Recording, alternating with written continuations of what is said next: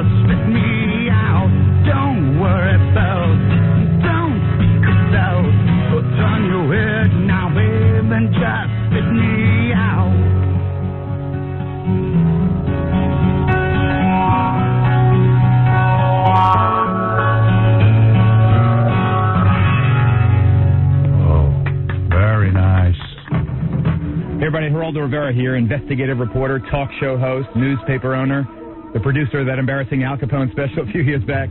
He's the author of 2 best-selling books. He's a successful television show host, an awesome media mega god of radio, someone more in love with himself than I am. Here he is, Howard Stern, all 6 foot 5 inches of him.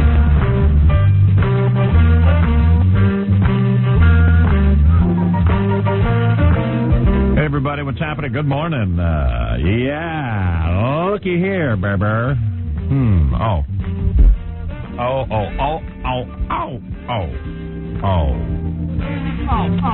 Okay, so here's the deal. We got a very busy show today. A lot of people checking in with us. Grandpa Lewis from the Munsters. He's always funny. Flip Wilson is good. Remember Flip Wilson? He's coming in. He's going to stop by. Flip Wilson, the comedian. Yeah. I want to talk to him because he had his penis widened. What? Yeah. It's true. True story. I don't care about anything else. Is that in his press release? Yeah. That's what he's No, it's not in his press release. That's what I heard. I heard a rumor. That's a great idea. Yeah. Touring because you've had your penis widened. Yeah, that's smart. Get you back in the limelight. That guy was on TV, man. He was like, you know. Had a #1 show. And then he just disappeared. It was almost like he gave up on show business. Yeah. Which is understandable. Considering if you make enough money, man, just get the hell out. Yeah, well, let's find out exactly what he's been doing. You know, how good a life has he had. Right. And it's a jackpot. Boxing promoter extraordinaire Don King stopping by. Oh, wow. Going to finally get to talk to him about the ear biting. Well, you know what? I was very disappointed in him after the fight. Yeah. Because he said, well, you know, I didn't see anything. That was pretty funny. We got to say, hey, Don, how was it you didn't see anything? I'll open up the phones. Was it really a bite? Let's see, Al Michaels calling in, good friend of the show, great guy. I haven't heard from him in a long time. Yep. He's got a real funny story. Something happened to him the other day. Wants to tell us. He's a huge fan of the show and wants to just tell us a little story. It's pretty good. Okay. I kind of know something about it. I don't know all the details, but I try to keep it fresh, baby. And we got a whole bunch of other stuff going on as well. And we made a lot of news yesterday with this show. As a matter of fact, about a half hour after I got off the air, I was contacted by the FBI. Oh, you know, I heard something myself. I was contacted by the FBI, Robin. Wow. Who is working in close association... With you? No, with the New Orleans Police Department to track down the serial killer who called in. You know what? Yes, this show is Dragnet. Yes. Because I heard... Yes. Go, Marv, go. Yes. Marv has a lot of stress this morning. I would think so. Yeah. You got mouth guard in, Marv. Yes. I heard that the authorities down there said this was for real. Yes. Wow. It was. We had a serial killer admit to us on the air yesterday that he was doing this stuff. Yes. And we didn't know whether it was real or not. He sounded pretty real. Yes. So anyway, the FBI has confiscated tape. Yes. Confiscated tape. Yeah, I gave it to him. Man, I mean, one of our listeners is going around killing women. Prostitutes. Yeah. And I heard that the guy on the phone had more information than they had released to the press. Yes. That's why they're upset about the John Benet Ramsey information that was released yesterday, because the autopsy report was given to the press, and it reveals details not formally known. Only the killer would have known these things, and now it kind of blows it. Yes. Yesterday we uncovered a serial killer, and today dick jokes. Yes. Back to... Start it off, Jackie. Back to the usual. Hideki Irabu, the Japanese dude. How did he do yesterday? I forgot to watch. Well, it was a weird thing. He was doing okay for like 3 or 4 innings, and then he got clobbered, right? Didn't he get his clock cleaned after like 3 or 4 innings? I didn't see the game. I heard he did well for like 5 innings or something. 5 innings, okay. Like 5 innings, he was on a roll, and then they pulled him out of there. So they weren't thoroughly embarrassed. Right. I think the Yankees won. He has 3 wins already. 9-3. Did you know that? The Japanese dude has 3 wins already? Yeah, well, he's only pitched how many times? 3 times. Yeah. But, you know, he does bad, but then the Yankees are able to come in and get a bunch of hits. Yeah, they come in and save it. Yes. Where is Hideki? Guess he's not here now. I thought I had him right here. Went to the locker room. Yeah, I guess so. I don't see Hideki anywhere, but okay, listen, I got to take a break. Where's Hideki? Oh, there he is. Thanks, man. How did he do? 5 innings? He was good. 5 or 6. 5 or 6. Okay, that's what I thought. Hideki, how'd you like pitching yesterday? Hideki says, when do I get to bite a broad on the back like Marv Albert? Yes! A few more wins. Yeah, Hideki, do you have anything else to say about your pitching yesterday, going 5 innings and being able to be in the major leagues for at least 5 innings? Hideki say, I have the Hershey Squirts from Yankee Stadium hot dogs. Whoa. That's a very, very heavy statement. He's already earned $14,000 of his $12 million salary.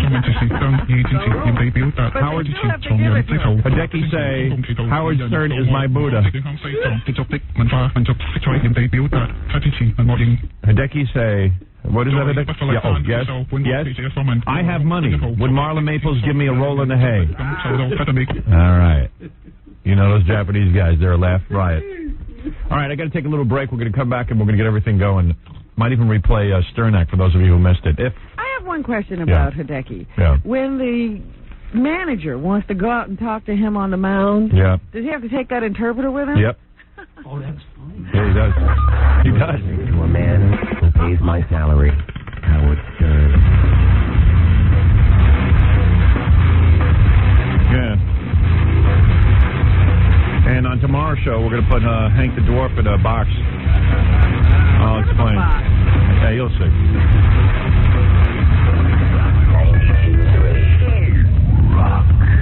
What you're about to hear is going to shock and disgust you because it's vulgar, even obscene. You are a liar! A warning, if there are children in the room, you might not want them to watch this report. It's X-rated radio, barnyard radio, and there's more and more of it on the air because kids love it. What are you, an old fart? And now, this station proudly presents The Howard Stern Show. Proudly? I doubt it. Yeah. Big show today. Grandpa Lewis, Flip Wilson, Don King, Al Michaels. Very big show. Plus, I got to give another spin on Stern. I got too many requests for that. Got to make sure I get to that. You're not going to play the serial killer again? Nah. I mean, the FBI has it. I can't play it for you now. No, I would play it again. It's just like some stuff, you don't get that many requests for. Although we did get a lot of requests for that, too, come to think of it. People said yesterday's show was like one of the best shows we've done in a long time, and I said, we can't repeat the whole show. I can't repeat the whole show. I can repeat that show every day if you want. I'm going to go for another great show today, okay? See if we can't make that happen. Okay, Jimmy, you're on the air. Oh, yeah, I was wondering, did you hear anything more about that Melanie Griffith movie, and will the radio station give you time if you really need it? Well, no, I'm not doing the Melanie Griffith movie because there is no Melanie Griffith movie. Well, he's asking if they reschedule it at some other point. Right. Yeah, I got a call from the director the other night. She said, are you free in December? That's how she talks. Are you free in December? Got one of those raspy. Yeah, she got a raspy voice.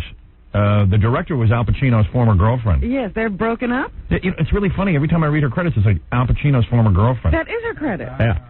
I mean, that's a major credit. She was cute, too, man. Woo. Yeah? Yeah, the director was really hot, man. She used to show up for meetings with, like, those big, thick shoes with like the open-toed, platforms open-toed. I didn't hear a word she said. She'd be like, and I would just be staring at her feet. They look so pretty. Like Eddie Murphy, I'm into feet, but I'm into girls' feet. You sure? Yeah. Eddie thought he was into girls' feet, too. Who knows what he's into? But, somehow Al Pacino wrecked this girl's throat. But anyway, she's like a really nice lady and everything. She called me the other night. She said, hey, I'm coming into town next week. Let's get together. I go, what for? We're not doing a movie. I think she thinks we are.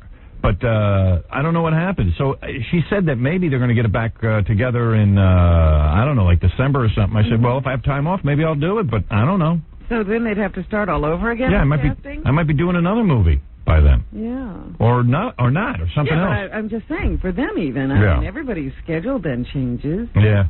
Melanie. Was it a good script, though? Yeah, it was fun. It was a fun little movie. It wasn't good. It wasn't one of those movies that I'd say was going to win an Academy Award, but it was like kind of a fun, light, romantic comedy. I got to hop in the sack with Melanie Griffith and a couple other broads, and it was a cool part. My part was real funny. He just looked at it and he said, how many girls do I get to cavort? Yeah, I get to screw 2 girls? Okay, Melanie Griffith, put me in the bed. Let's start rehearsing now. Michael Caine said that he picked his scripts based on where they were going to be shot. Yeah. And you picked yours based on bedroom scenes. How many bedroom scenes? Yeah, in fact, I would have been leaving for Vancouver tomorrow. Now that I think about it, yeah. I would have been going up there to shoot tomorrow. I would have gone up. We would have had a rehearsal on Saturday. So me and Melanie could practice being in bed together. Mm-hmm. With that creep Antonio standing over us. And what are you doing? What are you doing there? No real penetration. What's the matter with you? What's the matter with you? So then I would have been going there tomorrow, and I would have been shooting for the next 2 weeks. Mm-hmm. But all bets are off. What can I tell you? Showbiz. I don't know. It was the weirdest thing. One day my agent calls up. He goes, "I don't think these guys are making a movie. I think it's a big." It was almost like that guy Spano from the Islanders. Yeah. Remember the guy who bought the hockey team and didn't have any money? Now I had to give it back. Yeah. It's like, wait, I don't want to give back my team. Yeah, but dude, you got to have the money. You can't just have a team. But what are you gonna do? And I'll tell you something, man. If I had gotten into bed with Melanie Griffith, I definitely would have touched her. I would have gotten to second base at least. You think you would get wood? Oh, I would. Of course I get wood. Okay. I always have wood. I have wood now. I always have wood, man. For you, he has wood. Oh, wow. I'll tell you, the most wood I ever had in a long time was this weekend. I went to Scores on Friday. I was so sexed up. I had wood all weekend, and I even gave it to my wife 3 times. And that's very rare. Even my wife said, "You never do it 2 times in one day." I go, "I don't know. I've got so much wood." That's so much wood I couldn't blink. All right? But anyway, that's the story on that. Ari, go ahead.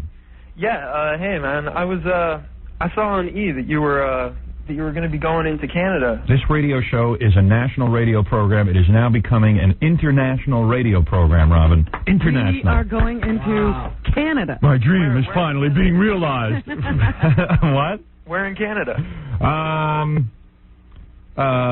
Isn't it Montreal? Montreal. That's right. Oh, not even Toronto or... Well, this is a start. We hope to go on in Toronto, but this is Montreal. You ask me where we're going, and then you say not even Toronto? Even, yeah. Well, no, I'm Canadian, but...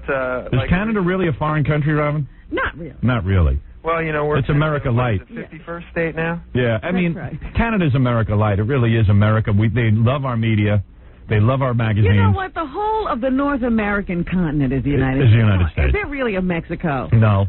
No, no, there's a Mexico, all right. But that's where we keep those problems. Right. But, yeah. So the point I'm making is that we are now international as of, I think we start there in September. Yes, really? Sometime in September. Yeah, because I'm going to be in Montreal, in a couple of weeks. So what I was thinking... I think we're going to be on Chum FM. Spy versus Spy, find out what the deal was up there for you, who you need to crush first. Okay. Well, Chum FM, I think, is the station. I think. And you're right, because I remember, isn't that the one you started to work for? I never started working. They offered me a job. You almost worked for them. Yeah. And you said that the first day we announced it, so that is who it is. Hey, Glenn, you're on the air. Hello? Dude. Yes. Yes. Oh, it's Marv. It's Marv Albert. Yes. What's up? Yes. All right, Howard. Hey. Yeah, that thing made news in New Orleans.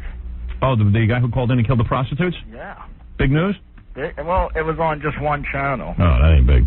But, if we catch him, that'll be big. Yeah. You see, what they're saying is they had the sheriff on there, and he said that they already had some guy confess to it, and they're trying to, he confessed to it, but they can't link him to it. The reason the FBI is so intrigued by the phone call we received yesterday, and Robin pointed this out.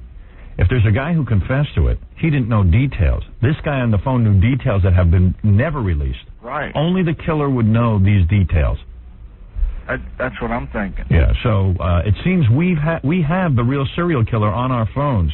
In fact, maybe he'll call back today so we can find out the follow-up. Yeah, it seems to me that he wants to be caught. Nah. Why would he call us? He was sitting there in the lap of luxury. I'll tell you why. For him. Because he wants credit.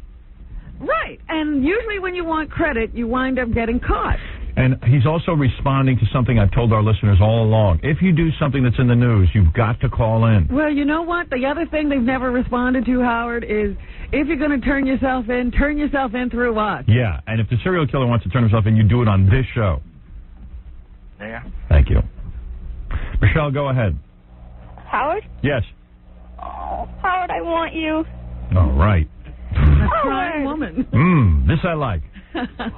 You really hurt for me? I mean, you hunger for me? What? You hurt inside for me? I want you. You hunger for me? Yes. Are you a serial killer? No. How old are you? 13. Oh. Yes. Yes. 13? You sound like an 18-year-old? What? Yeah, there goes my wood. I thought she sounded young. You're 13 years old and you already want me? Yes. Do you have pictures of me hanging up on your wall? I have over 900 pictures of you, Howard. Really? Yes. You know, like my daughters, when they get all teenagers hanging pictures on their wall of cute guys. Yeah. Yeah. I like that I'm on some 13-year-old's wall. I like Isn't that it. amazing? I think she's darn cute. Are you cute? Not that bad. Really? Yeah. Not that bad. Have you developed? Yeah. Oh, excellent. I don't want some kid who hasn't developed hanging me on their wall. I'm sporting wood. So, wood, yeah, I bet you are. So, when you say you have over 900 pictures, where did you get all these pictures? From magazines and stuff. Wow. And I look cute in all of them? Oh, yes. Very. And, like, you think about me at night and stuff? Uh-huh. And do you tell your friends at school you're in love with me? Uh-huh. Yes. Wow. And do the boys at school try to go out with you and you tell them I only want Howard? Yeah, most of the time. And do you try to date boys that look like Howard? Well, if they don't like you, I don't. Ah, so they have to like Howard. Yes. Are you a white girl? Yeah. Uh-huh, I see. See? I got a white girl. A white 13-year-old. I got a white 13-year-old. Yes. Yes. Now Marv is like a sexual deviant. I know. You know, it's like he went from being like this clean-cut guy to a sexual deviant. Why do you like me so much? I don't know. Is it just that I'm cute? No. No. Nah, that was meant. Well, you're not just cute. You're hot. Oh, God, you're gorgeous. Right. Yes, you are. Yeah. You wish I was your father, or you just want me as your boyfriend? Either way. Right. You don't care. You just want to be around me. Yes. Interesting. And I don't see how we can be together without me going to jail. You know what I mean? I won't press charges. Well, that's not up to you. Your parents will. No, they won't. Yes, they will. Oh, would you be your Not parents? if I can help it. I'd go out with you, but it's just too much risk. I wonder if her parents would be like Elvis's wife's parents. And give me her over? To you. Listen, Mr. and Mrs. Michelle, this is the story. I will have to take your daughter, your 13-year-old daughter, to my mansion, and I will raise her and get her the best schooling, and I will not make love to her until she's 18 years old. I swear to God, okay? Like, we'll do some stuff, some foreplay. You don't think he told him I'll be taking nude pictures? Yeah. Stuff like that. I mean, he took this 14-year-old and took nude pictures. You know what I'm saying? I'm a total idiot, but I've got money, so I would hope that you would overlook my idiocy. And I'll spread it around. How did Elvis make that move? I mean, what was that conversation like? I wish the hell I could get Priscilla Presley on here just one time to tell me that conversation. Are her parents still alive? I hope not. I mean, they really should be shot. Excuse me, I think your 14-year-old daughter is very beautiful. I would like to take her and raise her in my home. I want to dye her hair black. Yeah. I mean, and the parents are like, okay. I'm sporting wood and I need to see your daughter nude. And have her romp around my mansion naked. And really, you're fully developed already? Yeah, well, not fully. Right. How tall are you? About 5'4". Jeez. Amazing. I didn't realize you were 5'4". Okay. And what are you doing now? Were you getting ready for camp or something? No. Going to school? September. In September. I'm into chicks who go to camp. You didn't go to camp this summer? No, I went last year. You stayed home all summer? Yeah, but I might be going to Canada, so. Oh, you are? Yeah. See, I like a well-traveled girl. I need a girl who's a little bit mature. Any family vacations? Yeah. I wonder if we have anything in common. I wonder if we could talk about the same topics I like to talk about. Oh, what do you like to talk about? You into comic books? Not really. I see, I am. Video games? You might be too mature for me. I don't think so. What kind of music do you like? Do you think Fred is weird? He's cute. See, we have nothing in common. I think he's weird. Yes, he is weird. Oh, okay, good, all right. And you think Jackie's old, right? I can't believe I have over 900 pictures. I can't believe I have over 900 pictures of me. Are they all hanging on your wall, or you got them in a book? They're in a book. And like when your friends come over, do you look at them and stuff? What do you do with this book? Yeah. I just keep. Do you, like, go leaf through it every once in a while? Yes. And there's no other dudes in this book, right? It's just me. Just you. Right. And I'm the only one you idolize. Like, you don't have, like, pictures of, like, other guys. No. Right. And who's that, your mom on the phone? Hang up. Who are you talking to? I'm talking to Howard. Hang up the phone. Hey, Mom. What did you yell at your mom for? What? Oh, how old's your mom? I don't know, like 38. That ain't She's bad. not hot, don't believe me. She's not hot? No. She's a little, chubby? Mm-hmm. Yeah. Like Jackie? She built like Jackie? Yes. Just a little. Yeah. She's not hot? No. You like your mom? No. Oh. Yeah. She doesn't leave me alone. All right, especially when you're talking to your boyfriend. I wish. Yeah. Can't believe you yelled at your mom like that and she listened. Yeah, she's cool. obedient at least. Who are you talking to? Talking to how? Get the hell out of that! Click. Wow, you got your... mother was that well trained. Yes, not really, but well. And, like, can you wear whatever you want, or your mom has to supervise what you wear to school? No, I wear whatever I want. Really? You might be a stripper by 11th grade. Hey, maybe. You never know. Yeah. Oh, she doesn't mind that idea. So you just hung around the house all summer? No, so far. And what happened? Last summer you got kicked out of camp? Yeah. You did? You did? How'd you know that? Because you said you went last summer to camp, and then you didn't go this summer, so I surmised, because I'm a smart guy, that you got kicked out of camp. How'd you get kicked out? I was teasing someone. Like, what'd you do? I don't know. Called her like, I called her a bunch of names. You called some kid a name and they threw you out? That's not Would you torture the girl? Yes. Would you set fire to a counselor? What? This kid's like the incubus. I know. She's in love with me. She got thrown out of camp, and she wants to be a stripper by the 11th grade. She yells at her mother. What do you want to be? Howard. Oh. You want to be Howard? I want to be. You want to be me? All right. Cool. I dig that this kid wants to be me. What does she think that is, I wonder? Yeah, it's great. I go home and get yelled at just like you. You know, if you want to be me, first thing you got to do is get a nose enlargement. No. Howard. What? It's not big. Yeah, I'm going to get that fixed. Don't make it small, because then, I don't know. Yeah, it's got to be a little smaller. No. It's just got to be straighter, that's all. Have you seen Private Parts, the movie? Yes, I saw it the day it came out. Wow. Your mom took you? No. You snuck in? No. How'd you get in? My brother's girlfriend bought me tickets. Oh, yeah? How old is she? 19. 19? Cool. Uh-huh. Wow. Yep.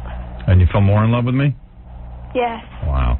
All right. Well, I don't think I can go out with you till you're like 18. Call back in 5 years. Which is cool because in 5 years, I'll be looking for like an 18-year-old. I'll probably be free of my commitments because my wife can't live much longer, well, right? She's an old your kids woman. will be pretty much Yeah. on their own. Yeah.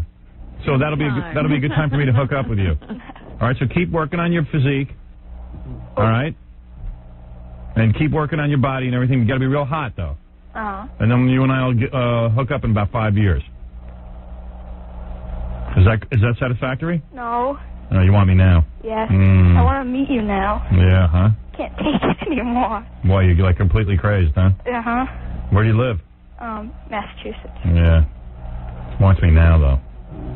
That's dangerous. No, I need you. You need me? I need you. Wow.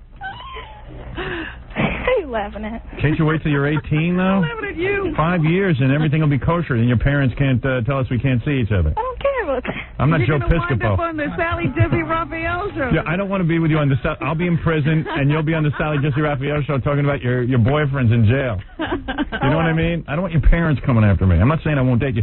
But remember, repeat after me. Yes. Flat tummy, flat tummy, flat tummy. That's your mantra. That's your mantra, all right? How do you know, though? No, that's what I want. Yeah, okay. You all right? You got a flat stomach? Not too bad. Mm-hmm. Uh-huh. All right, well, just keep working. Why don't you join like a Jack LaLanne so by the time you're 18, you're totally hot. You'll be a hard body. Yeah. I want to date a hard body. So, yeah? Yeah. I want you. Well, you really want me, huh? Yes, no. And you haven't messed around with boys and stuff, have you? What? Have you messed around with boys? No. Yeah. You want me to be the first? Well, she really wants me. Well, yeah, right. No, I do. If you got up here, you probably wouldn't even know what to say to him. What do you mean you want me? Oh, God. What does that mean? You mean you have thoughts about me? Every day. Wow. Every minute. Really? God, 13-year-old girl. Wow. Do you think your daughters are having feelings like this? What, for me? No, not for you. Jesus Christ, no. No, they don't have feelings like this? No.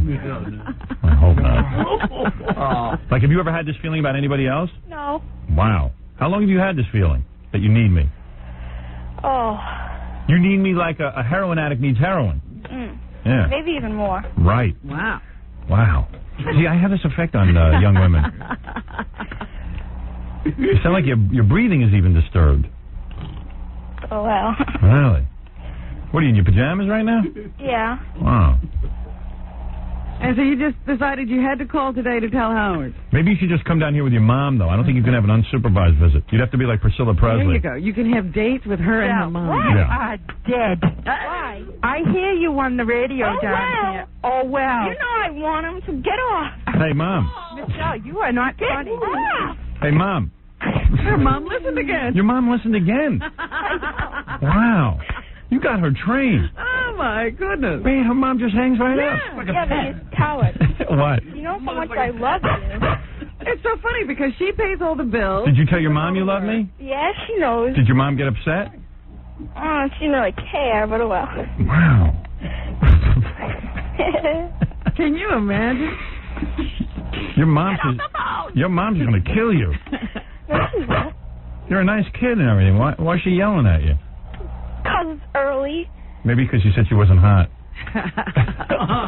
You heard her. You said I wasn't hot. I am hot. What do you mean I'm not hot? Your father thinks I'm hot. Is your dad around? No. Oh, divorce? Maybe she's not hot. Does mom date? Oh, dear. Maybe I'll go out with your mom. No. All right, easy. That'd be great. Go out with her mom. Then I would have to kill you. Oh, man, you really are in love with me. You are nuts. All my girlfriends are like that. Man. You're driving crazy. And what do you think our life would be like together? Like, well, you'd have to make her go to school and stuff. yeah, but are you going to drop out of school and just be my girlfriend? How do you see, what is your fantasy? You? You would like to marry him? Yes. Right. You know, it wouldn't be bad for me to marry a 13-year-old. That way, by the time I'm like 60 or 70, she'll be like just like turning ready 30. To take care of you. Yeah, Right. and she'll be real hot. You know? Yeah. Might be a good plan. Have you ever seen those situations where a guy, you know, sort of like is around Right. the family? Yeah. But you know who that is? I'll give you an example. Okay. Celine Dion. Yeah. She just married a real old dude named Rene. Right. And he watched her grow up. He watched her grow up, and as soon as she was 18, he married her. Yeah. Yeah. There you go. That's what it's like. Yeah. There you go. Same deal. Marrying one of the neighbor kids. And once you get your mom on the phone, we'll ask her if she can bring you down here, and I can meet you and your mom. What? Right. I would have to ask. I would make her. You can make her do it? Make her bring you. I don't think I could make her do it, but I would try. You could convince her? Yeah, we'll put her on. We'll ask her if you can come down here and. I'm sure she'll be picking up again. She's listening to it downstairs. Oh, really? Yeah. Hi. You know who else did that, Howard? Hung around the family. Joe Piscopo? Well, no. Oh. He did that. That's right. He hung around the school. And he didn't wait till she was 18. Wait, who's your mom? Hello? Hello? Hi. Hi. Hey, so your daughter's in love with me. Oh, I know. Yeah. What does she say about Howard? Oh, my God, she's nuts. Her whole bedroom wall is all Howard. Wow. Wow. Oh, yeah. So, I mean, I've told her I can't date her till like she's 18. I heard. Right. I mean, you know, she's a little. Unless you give permission and go on the dates with him. Unless you chaperone the dates. Because you're the mom. Down there, you. You are? Yeah, you're bringing me. Oh. So bring me down there. Oh, when do you think you're going? Tomorrow. Tomorrow? Your kid got kicked out of. I don't think so. Your kid got kicked out of camp. Oh, yeah. Wow. What'd she do? She could be a good girlfriend for me. Yeah, really. You two seem to be alike. I need a little troublemaker. She don't leave the house. She's afraid she'll miss something on TV to do with Howard. Wow. Oh, man. Did you ever look at her album of pictures of me? Over 900. Yep. Yeah? You've seen the album, Mom? Ma'am? Mom?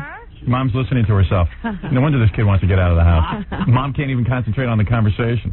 I just got out of work. Oh, all right. Who cares? I know. You hang up. Why should I? You're not the one that likes him. I do.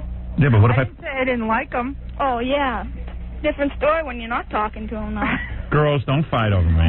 See, they were ready. You could get the mom. Yeah. What if I get mom and the daughter? No. Well, would you be jealous? I'd kill you. I told you that. Is your daughter really ready to date a guy like me? Why not? Is she developed? Mom? Mom, bring me down there. Oh, yeah, sure, Michelle. Too bad. You have to. I don't think You idiot. You have to. You're the idiot. Hang up the phone. You hang up the phone. Goodbye. All right, hello, Mom? Mom's gone. Well, you got to convince your mom to bring you down here. Oh, how? I don't know. What are you supposed I was trying to work it out, but you started calling her an idiot. You screaming at her. That's no way to do it. You don't even know how to... That's how I get my way. Oh, you're like Howard in that way, too. You know, I'm seeing a real bad side of you, Michelle. It usually works. And this is what she's going to do to you. I don't want you bossing me around. I won't. All right. You boss me around. And then if we have a fight, you're going to have me locked up in jail. You going to call Howard an idiot when you're angry at him? Yeah. You better talk nice to me. I will. All right. And what is your fantasy? That we'll meet down here and then what? You and I will go on a date? I don't care. You don't care? All you know is that Howard should fall in love with you, right? Yes. Maybe I will. Well, it's worth meeting. I tell you what, if you could get that mom... You see, I had your mom on the phone. I was about to ask You her. could have gotten quiet. We could convince her. Yeah, you should have let me handle it. You want me to get her on the phone again? Yeah, get her on. All right. And let me handle it. Hey, pick up the phone down there, you. You're some diplomat. Thank you. Hey, Mom, pick up the phone. She won't yell at you. She won't call you an idiot. Oh. Yeah, you got to tell your mom not to listen to the radio while I'm talking to her, too. She gets all distracted. I know. Yeah, I mean... Second delay. Yeah. Mm. What's your mom wearing now? I don't know. I haven't seen her yet. What does she do for a living? Don't ask me. I don't know. Who cares? She just got off work. Yeah. She's in the way of us dating. Ah. Yes, she is. She's a bad woman. She's very. Your mom's just trying to do right by you. Oh, no, she's not. Come on. Don't be so keeps tough. a roof over your head, doesn't she? Yeah, don't be so tough on her. She buys you clothes. Yeah. She's supporting you, and I'm not. Oh, Yeah, well. where's that deadbeat dad of yours? Yeah. I don't know. Ask her. Well, you see, I had your mom on, and we could have worked out a deal where she'd take you down here, but you had to blow it by calling her an idiot. Oh, well, I always do. She is. She's not even picking up again. So. All right, so listen. I can't stand in the line all day, so I'm going to go now. You try to figure out how to get yourself down. Yeah, if you want, I'll put you on hold and give John or Gary your information, and then get your mom on the phone and see if you can't arrange a time to come down here, and I'll meet you. All right. All right. All right, honey. Okay. Anything you want to say to your man before I hang up? I want you. All right, good enough. All right. Give. What? Give. Give? Give what? Give me you. Well, I'm here. Okay. Okay. Come and get him. Elvis is in the house. Hold on. Yeah, a lot of girls. I have that effect on a lot of young girls. Just imagine it. You're attacked up on the wall in 900 pictures. Yeah, a lot of girls whose sexuality is budding seem to want me because... Yeah, but listen to her. She's troubled. Yeah, so what? So I get troubled chicks. So what? Don't you think most chicks are troubled? All right. Ah, yes, that's young love, young puppy love. Caller of the week. Which of the following three callers do you think is the caller of the week? Number 1. I like to be known as the king of all answering machine hackers. And you figured out Daniel Carver's message code? Yeah, I could do it to a bunch of machines. I've done it to a bunch of other stars before, too. This is what they changed Daniel's message to, and then I'll interview Daniel. Hold on a second. Go to sleep, white people. People, I think if the white man goes to sleep, they ain't going to be able to see nothing the nigger does. Number 2. What happens to you when I speak about Rosie? My wife, she was like she almost was crying. Like, I can't believe how this guy called up the show and she was an interview. Well, your wife is a sick woman. She's no. Of course she is. Who would sit and cry over Rosie O'Donnell? She's a sick And woman. that guy wasn't calling at our behest. We didn't order him to do that. Now, Rosie's a pig and you're a pig, and so's your wife. Or number 3. You're Big Paulie's granddaughter? Yes, I am.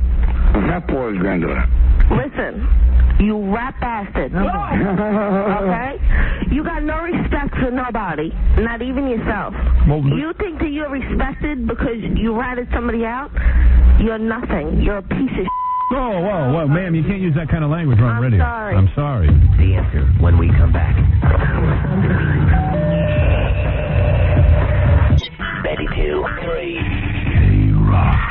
Oh, my God. The Howard Stern Show. The answer to which of the following calls is caller of the week? Number 1. Go to sleep, white people. Number 2. Now, Rosie's a pig and you're a pig. Or number 3. You rat bastard. Okay. Number 1. The KKK hacker. I like to be known as the king of all answering machine hackers. I can hack just about any machine that's made in the country, provided it has one of them codes you can hack. And as long as I can hack it, then I can change the message, I can change their code, I can change anything. In other words, it's usually a 2 or 3 number code that you dial into your phone To get your messages or to change your to message? change your actual answering machine message, and you figured out Daniel Carver's message code? Yeah, I could do it to a bunch of machines. I've done it to a bunch of other stars before, too. But right now, I did Daniel Carver. I figured that...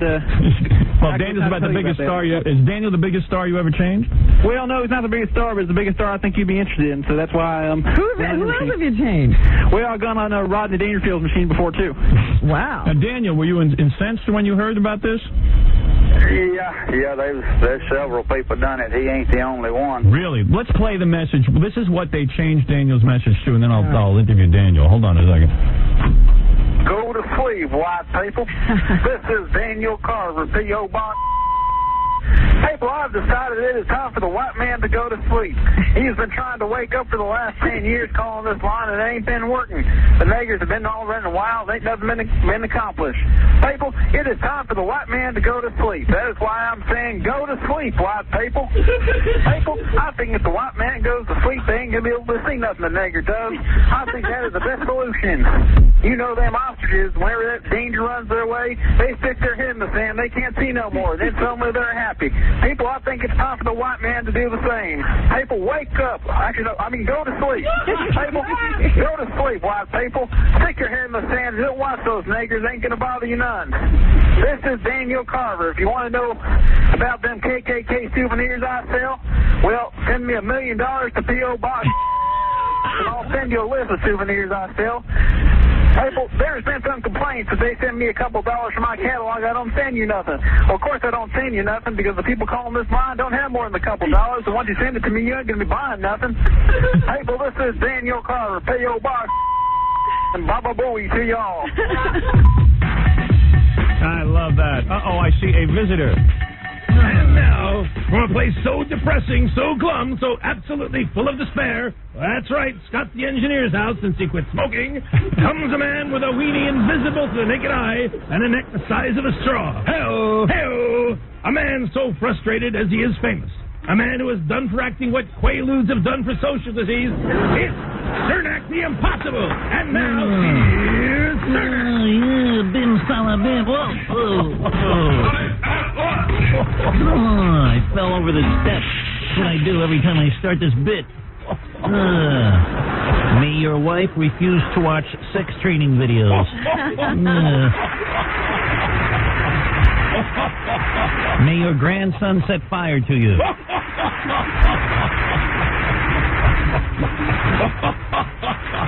I have in my hand the first envelope. The envelope.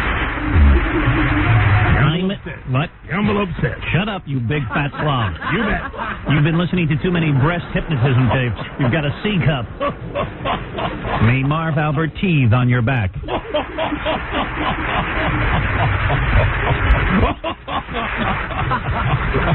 Imus, a repaired vacuum cleaner, and Robin Quivers. Imus? Excuse me, what?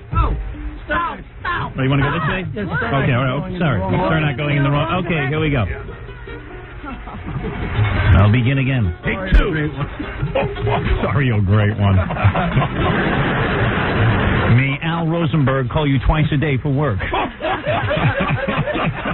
That's not funny. All right, here we go. The 15-year-old Howard Stern. The 15-year-old Howard Stern. 15 years old Howard Stern. 15-year-old Howard Stern. Howard Stern, 15 years old. Name the one person who has Name the one person who has gotten laid less times than the grown-up Howard Stern. Shut up, Ed. All right, here we go. Jupiter, a 61 Volkswagen, and Rosie O'Donnell's ass. Jupiter, a 61 Volkswagen, and Rosie O'Donnell's ass. Very good at it. Donald's ass. Volkswagen. 61. Name 3 things bigger than Rosie O'Donnell's head. May a hit movie about your incredibly successful life not improve your outlook one goddamn iota.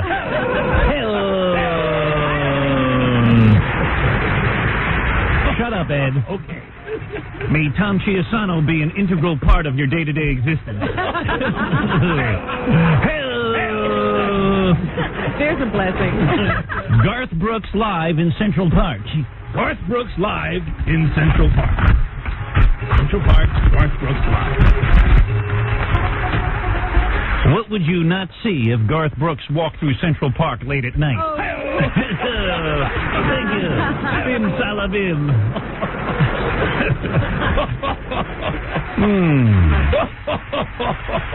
May your show spend more time on the pronunciation of serial killer Cunanan's name than on his crimes.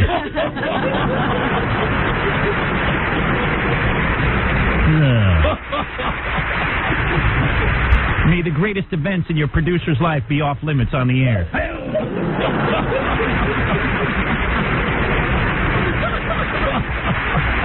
Robin Radzinski and To Get a Tan. Robin Kaczynski and To Get a Tan. Robin Radzinski. Whatever. Robin Radzinski. Robin Radzinski. I'm an old man. And To Get a Tan. And To Get a Tan. All right. Robin Radzinski and To Get a Tan. Yes, what would be that name and get a tan.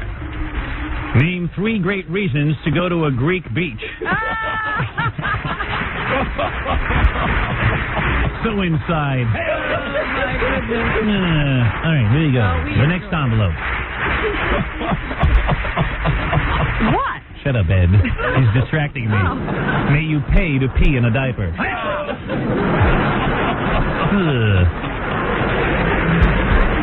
Fred Norris.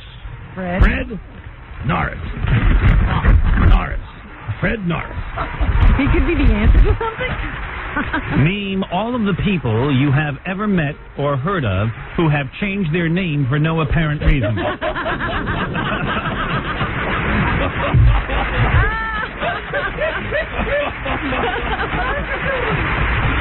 Fred Norris. Fred Norris. Right.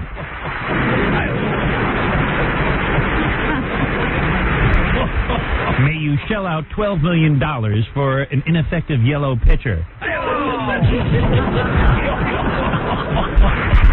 DVD. DVD. DVD. DVD. DVD. DVD.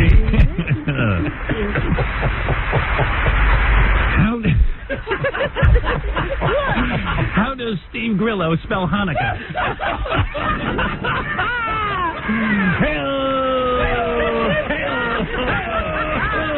I lost my hat on that one. You're not even... It's backwards, Karnak. No, is it? What your name is? Cernak. Cernak is edgier than Karnak.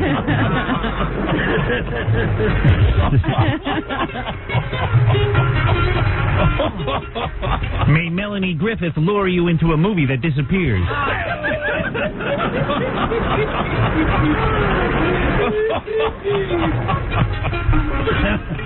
A recording studio, the Grand Canyon, and Tom Chiasano's head. Uh-oh. A recording studio, the Grand Canyon, and Tom Chiasano's head. Chiasano's head. Name 3 places where you can hear an echo.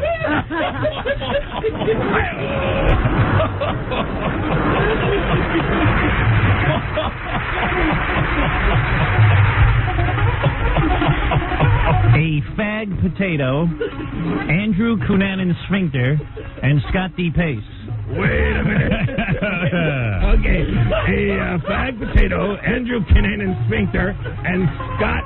Your fingers are covering it, oh great one. And Scott DuPace. I'm not even going to read this. It's ridiculous. Name a homo tater, a homo crater, and a homo hater. Ridiculous. All right, finally, I hold in my hand the last envelope. Thank goodness. Final question, oh great one. Final question. May you have one penis, one wife, and no life. May Fred Norris call you at home.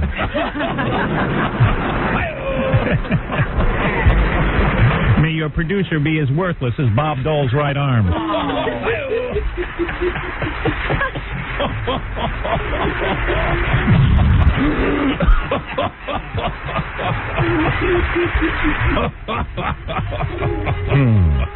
What is the final answer? What? What is the final answer? I'm looking at Ed. He's incredibly out of shape.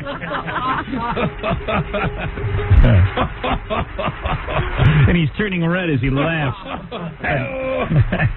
Yeah. May your unprecedented radio contract have no clause about climate control in your studio. Hey-oh. May your screen wife and your real wife both get knocked up by the same key grip. All right, here we go. Our last envelope.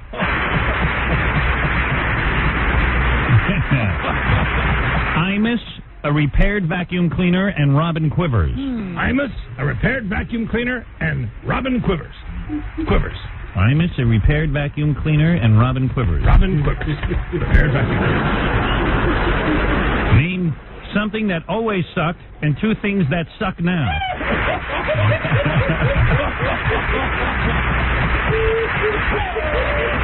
Bim salabim. Get out of here. Yeah.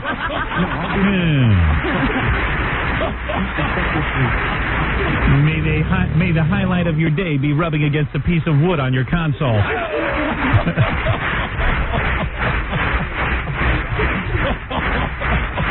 May you begin to do live commercials in your sleep.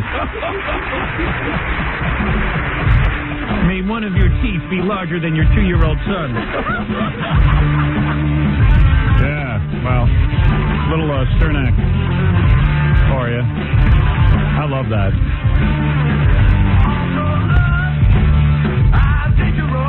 Guess who that is? That is Fred Norris. Yeah, Fred Norris. His new music. The Fred Norris CD I just got handed the other day. Look at him, man. He's a rock star now.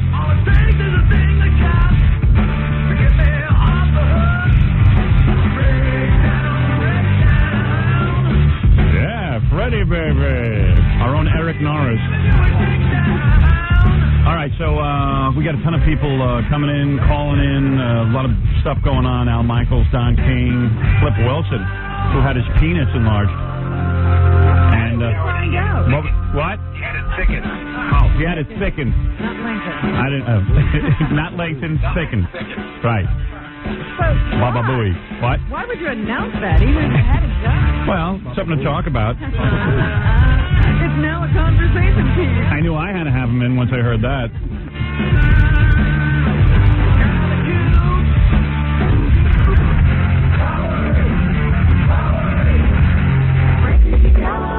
All right, you're listening to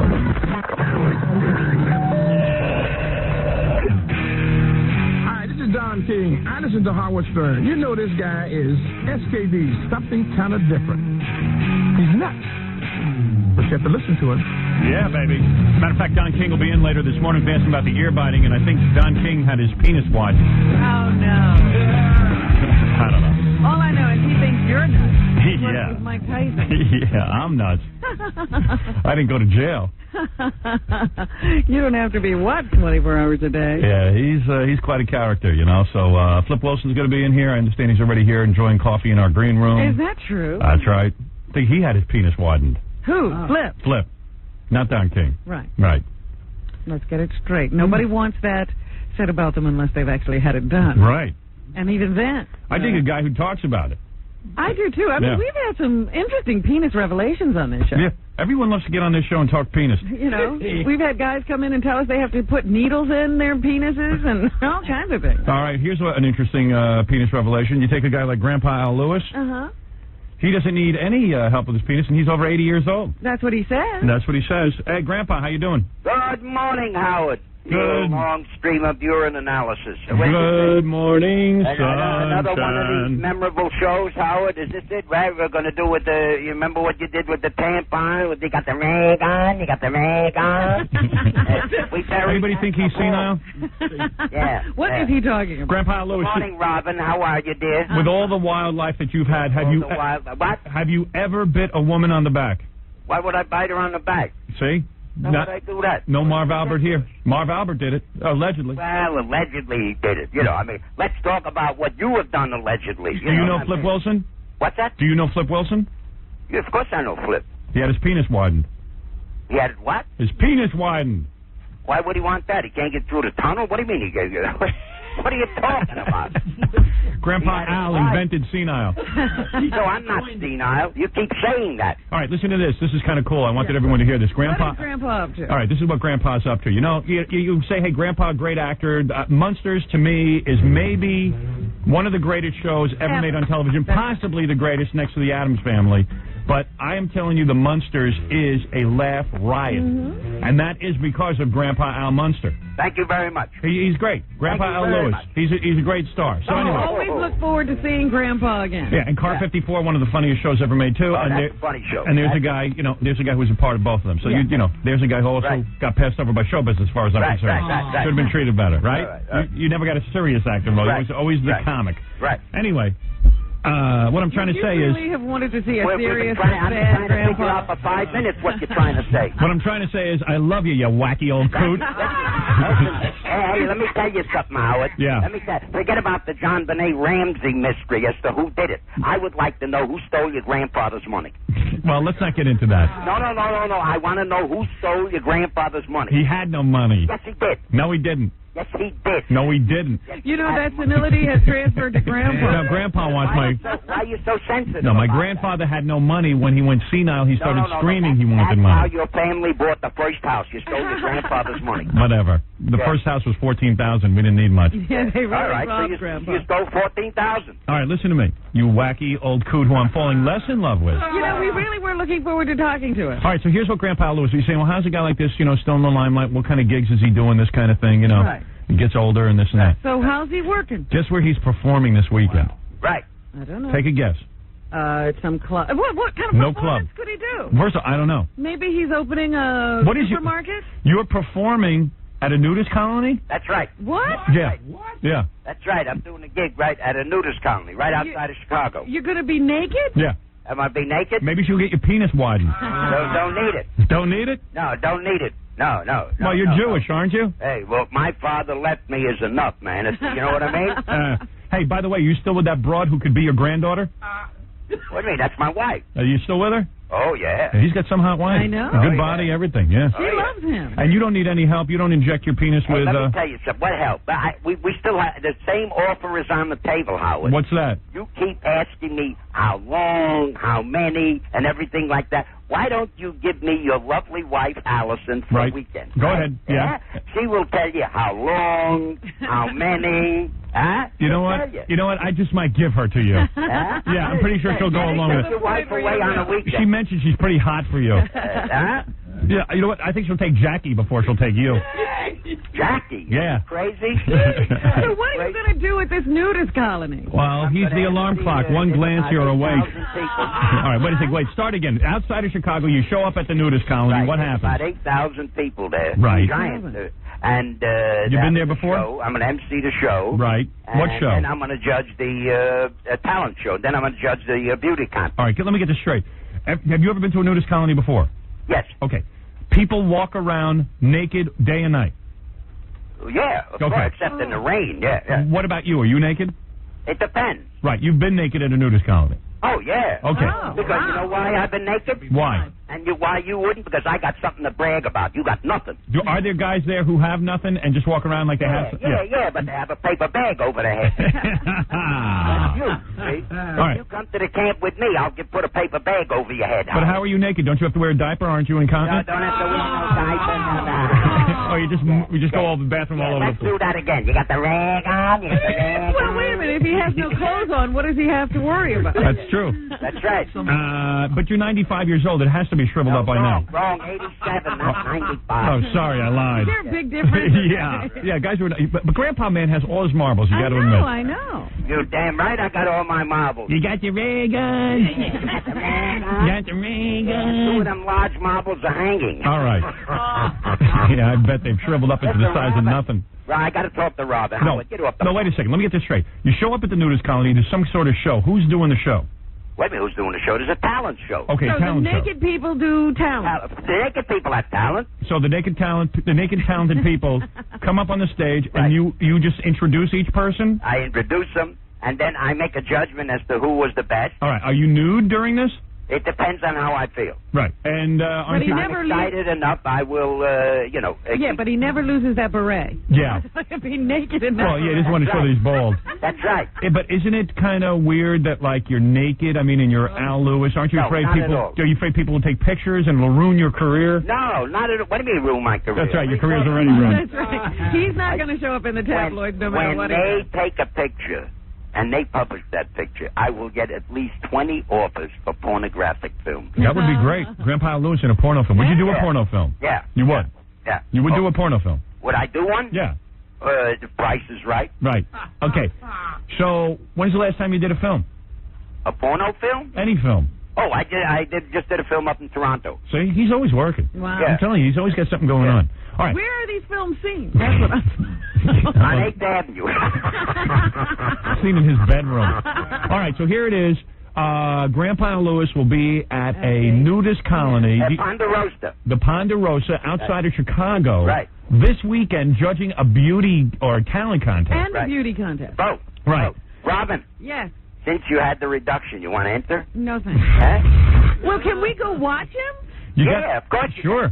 I don't know. You know the current rumor, Robin? What? Is that when you had the reduction and what was taken out, I understand you donated to Princess Di. He is senile. He's senile. No, is that He's true? amusing himself. He's amusing himself now. All right, now it's time to get off the phone. All right. You got any of the old Munsters memorabilia? Me? Yeah. I don't collect nothing. You don't own any of the old Munster You stuff? don't even have your costume? You don't have your cape? Zip, nothing. Nothing. No That programs, stuff- no nothing. that Not stuff- interested. I'm not interested in yesterday, Howard. I'm interested today and tomorrow. That stuff's got to be worth a fortune. It is. What I'm looking forward to, Howard, Yeah. is that weekend with Allison. Yeah, it'll happen very soon. That you'd like that. Yeah, as soon as she goes blind. Oh. All right, you. I got to go. All right. I love you. Howard, I love you. All right, love you too, Al. Say hello to the wife and the kids. Wait a minute. Well, what? can't we cover this Cover what? nudist thing? Yeah, I'll call you from the Ponderosa Ranch. Are you going to be there on Monday? Oh, wait, we're not going to be here on Yeah, Monday. I'll be there Monday. I'm flying back. I'll call you know what we might do? Maybe we'll send somebody up there to, I don't know, can you? Videotape? Although maybe the people are Sure. tight because they're naked. No, they're supposed to not be uptight. There's 8,000 people sitting in the audience. They don't mind. Right. Maybe we should send someone to cover this. Here's your guy. Supposed to meet me at 20 of the hour. Here comes your cameraman. Okay, great.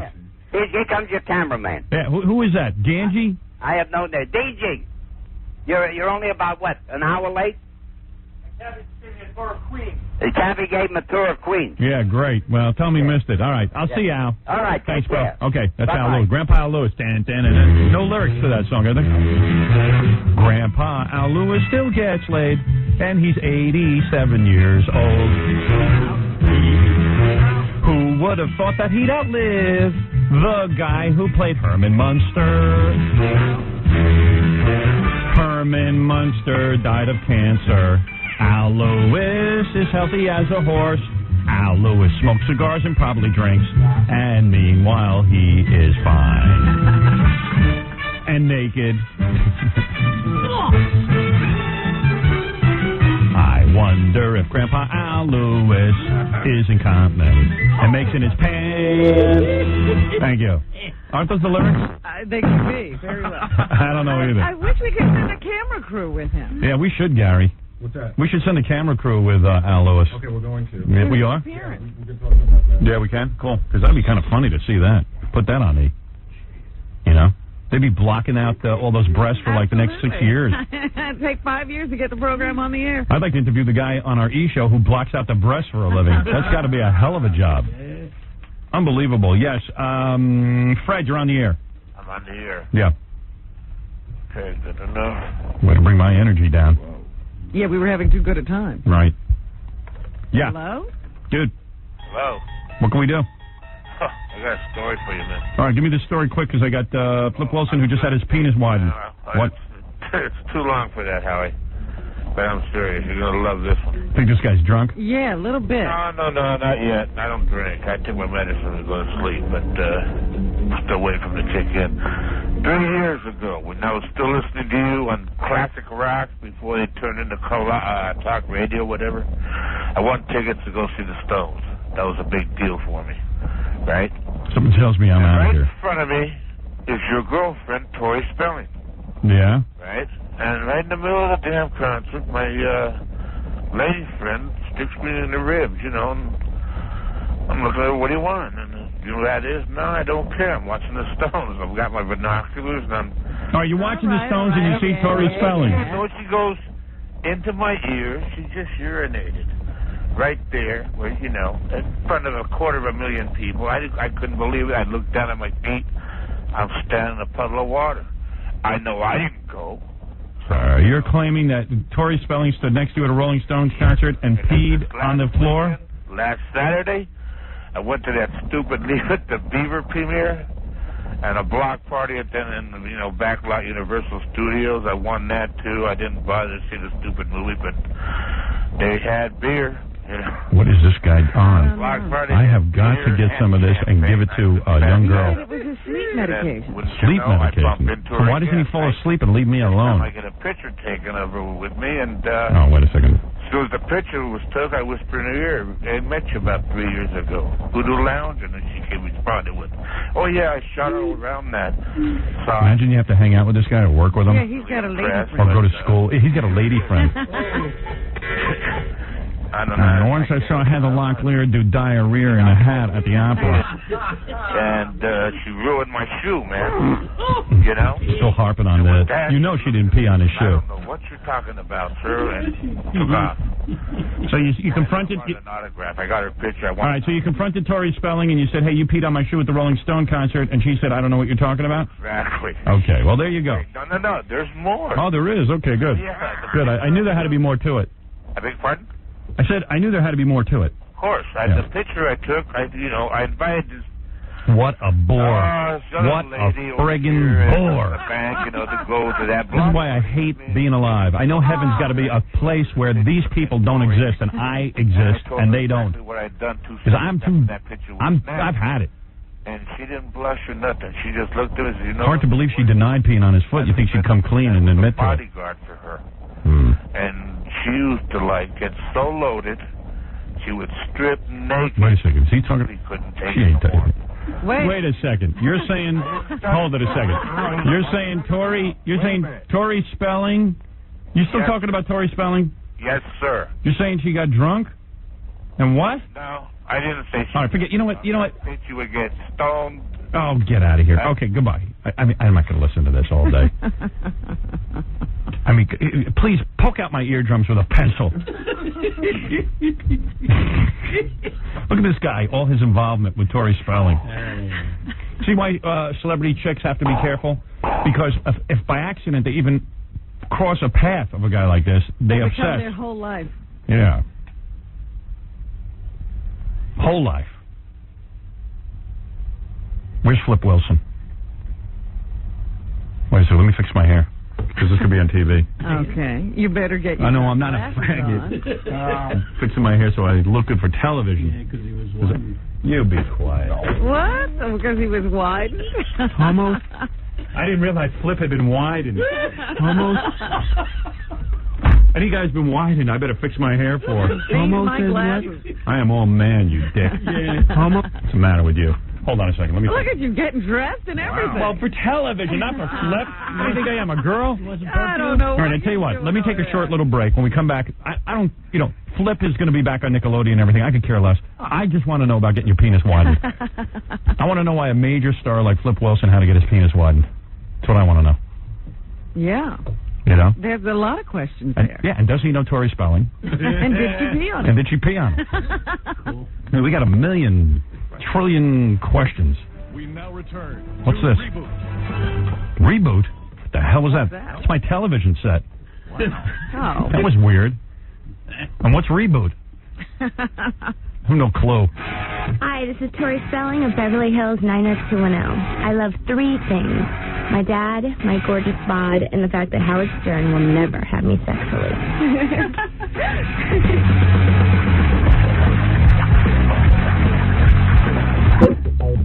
You're listening to The Howard Stern Show. Yep. On the network that is going international come September. That's right, we'll be on in Canada. We are spreading throughout the country, despite the fact that the religious right has been after my ass. And now we're seeping across the border. They're trying to shut us down in a big way. Nationwide Insurance trying to shut us down. It's quite a conspiracy out there. We just ask you to support our sponsors. Make sure you go out there and really spend your money on the people who support us and fight back. Because I'm telling you, every day they're undermining the show. The United States government and the FCC is after us as well. If you think I'm kidding, just open up the newspaper sometime and read about it. Just fined again by the United States government over $2 million worth of fines. For what? For what? For talking. For some conversation. That's all. For some conversation. I'm public enemy number one here. You know what? Malcolm Shabazz got last time. Yeah. As a matter of fact, I just read about the Central Park rapist, the guy who raped that woman. If you remember a couple of years back, a guy not only raped a woman, but bashed her head in. Yep, bashed her head in. One of those guys is getting out of prison. The Central Park victim is actually freaking out and saying, my God, why don't they publish this guy's name and his whereabouts to the public? You know what the problem is? Not only is he getting out, he's supposed to be on 3 years probation or something, or parole, and that's he's right. supposed to check in with a probation officer on a regular basis over that 3-year period, and they were trying to get it reduced to a year. Yeah, the guy only did 7 years in prison. He had a 15-year sentence. Why did that woman almost died? I mean, she'll never be the same again. Just answer a question. Why do they reduce these guys' sentences if they're in for 15 years? Why not keep them there for 15 years? Why would you want a guy who raped a woman and bashed her head in with a rock? Why would you want him out on the streets any sooner? Whose decision was that to let him out quicker? And then you want to say we don't need to watch him. Yeah, but I'm public enemy number one. That's good. I'm fined over $2 million. They're trying to shut me down. How many companies you think want to do business with a guy who's been fined over $2 million? You tell me. Support the radio stations that have us on, or else we'll be gone from your market. Support those sponsors. Criminals get better treatment. And now, the moment you've been waiting for, Robin. Flip Wilson is coming back to TV on Nick at Night. Flip Wilson, huge star. 4 years, had his own network television show, and walked away from it. What's the matter, Gary? Wow. You look the same goddamn way you looked when you left television. I mean, beautiful. Beautiful. You look pretty good. Well, and he's in love with you, Robin. Flip, take a seat. I'm dying to talk to you about so many different things. I always said to myself, why'd the guy walk away? You had it? Was there pressure or something? No. No pressure. I got custody of my kids. I had gone through a lot of foster homes, and I worked real hard. See, I always thought you were gay because you did Geraldine. No. And that's why. And I did it. I said, I didn't want to sound as though I'm pontificating and that I'm more honorable than anybody else in Hollywood that I would do it. So I just said, I'm doing it. You wanted to raise your kids. That's why you left. I did it, and I'm very pleased. You had enough money? Yes. And you said, hey. 11 years, I made less than $750 a year. So after I got my hands on a few million, I could make it. Right. Nice. But I didn't come here for that. Yes, you did. You came here to talk about your penis. I heard about this. I got to ask you every question in the world. I got to ask you. Howard, yeah. I don't care what you ask me. You know what? By the way, one quick question about that. Yeah. You say you left television to raise your kids. Did your kids turn out rotten anyway? That's what usually happens. It comes back to bite you in the ass. Do they hate you? Are they on the psychiatrist's couch? 2 girls are my dreams. Is that one of your daughters, or is that your wife out there? That's one of my daughters. I hear your daughter is a piece of ass, if I may say that. That's okay. The guys have been out there talking. My buddies say that. Does that drive you crazy? All my buddies say They do. No, I don't mind. Is she married or single? No, she's not married. She will be graduating in 2 months. She'll be a midwife. Is that She right? always wanted to deliver a baby. Really? She could be a midwife? Yes. Well, she could be my midwife. Yeah. I'd like to meet her later. When am I delivering? Oh. I don't know. Anyway, let me ask you this. Yes. Forget about television. Forget about everything. Okay. Who cares? Okay. All right. Here's the important thing. Yes. Your penis was made wider? I could have had it made longer. You could have. You could. Well, tell me all about this. Now, here you are. You must get tons of chicks. But I'm willing to talk to you because it's very hip. Yeah, it is hip. I want to talk about it. But am I going to get a chance to chat with Robin? You answer all my questions, you can chat with Robin. I understand you're attracted to her. Is there a possibility? Yeah. Is there a possibility? You're attracted to Robin? Yes. Yeah, I mean, a lot of guys are. It's not just me being attracted to Robin. I know that Robin is attracted to me. Well, since she heard you're wide, she wants you. My son, didn't you meet my son a few years ago, maybe with Jermaine? My son came back off the road, and he said that he had met Robin, and Robin said that she looked forward to meeting me because she was a very big fan of mine. Oh, yeah, she'll do you. That's what my son told me. All right, wait a second. So, well, now that he's wide... I came here... All right, wait, you got to go back up, though. This is fascinating me. Forget about leaving... Here. I normally would to just... meet you. Oh, my. And I want to ask... Okay. No, let me ask you a question. My penis in a minute. Yeah, please hurry. Okay. Because, okay, I'll tell you what. All right. I'll let you answer. No offense, the audience have been waiting 2 hours to talk about your penis. Okay. All right. Here you are. As far big as star. I'm concerned, yeah. I would have, at the beginning, said my penis was out. Okay. But now my penis is in. All right, first of all, I think it's great when a guy comes on and promotes the fact that he had his penis wide. Yeah. I like that. I hate guys who keep that stuff a secret. Because you know it'll eventually come out somewhere. Someone will talk about Why it. would a guy not want to talk about it? Exactly. I think it's great. I think you're terrific. That's what I'm saying, Oh, okay? I think yes. this is a great interview. What made you want to do that? Because I thought I'd get to meet you. All right, let me get this straight. How many, had your whole life, had you said, let me tell you. I'm not well endowed. Is that what you said? I was well endowed. And being a black guy, the myth was always that well endowed. you have. The length was not a problem. No, let me get to the point that really interests you. Right. It cost $35,000. To do this. What? Yes, just a minute. Go ahead. And you know, they saw you coming. Listen, Yeah. no, I'm serious here. Go ahead. The guy put the implant in crooked. Yes. So when you pump it up, the pump part was pressing the end of the membranes. Yes. And my penis was bent. What? So Caca. I went back to the doctor, and he said, "You're crazy. I'm not fixing it again." So I had to go to another doctor. So wait a second. And pay another $35,000. No. It's worth it. All right, let me get this straight. I have a $70,000 penis. Wow. Let me ask you something, though. No, but listen. Yeah. Give me a second. But I got a million questions. When the guy, okay, but you would have wanted to know this. Okay, go ahead. Okay, so when I went back to the second guy and he fixed it, and I swear, really, I had you were aroused for 17 days straight. 17 days. What? What'd you do with it? I thought about you. Let me tell you. Is that because they had, in other words, to make the proper adjustment and make sure that... That's right. And were you able to leave the house with... Leave the house? I noticed you wear baggy clothes. Is that to hide it? it? On my side. Right. And I must have taken... That's what I call wood, Robin. What I had to avoid doing was going to sleep and falling over on it. Right. That's petrified wood, baby. That's petrified wood. Now, wait a second. But now... So you couldn't leave the house for 17 days, or whatever it was. 9 months, Howard. 9 months. Because of the first time. Now, it sounds to me like you didn't have a wide in. You had an implant put in to help you get aroused. Huh? You needed something to help you get aroused. Yes. Right. And I went to the doctor. And why did you stop getting aroused? What went wrong? I didn't stop. All right. I went to the doctor, and I said, hey, this is advanced techniques. Right. And I feel that I should take advantage of it now because my recuperative powers would have been greater. Right. At a healthier age, and I had the money. Right.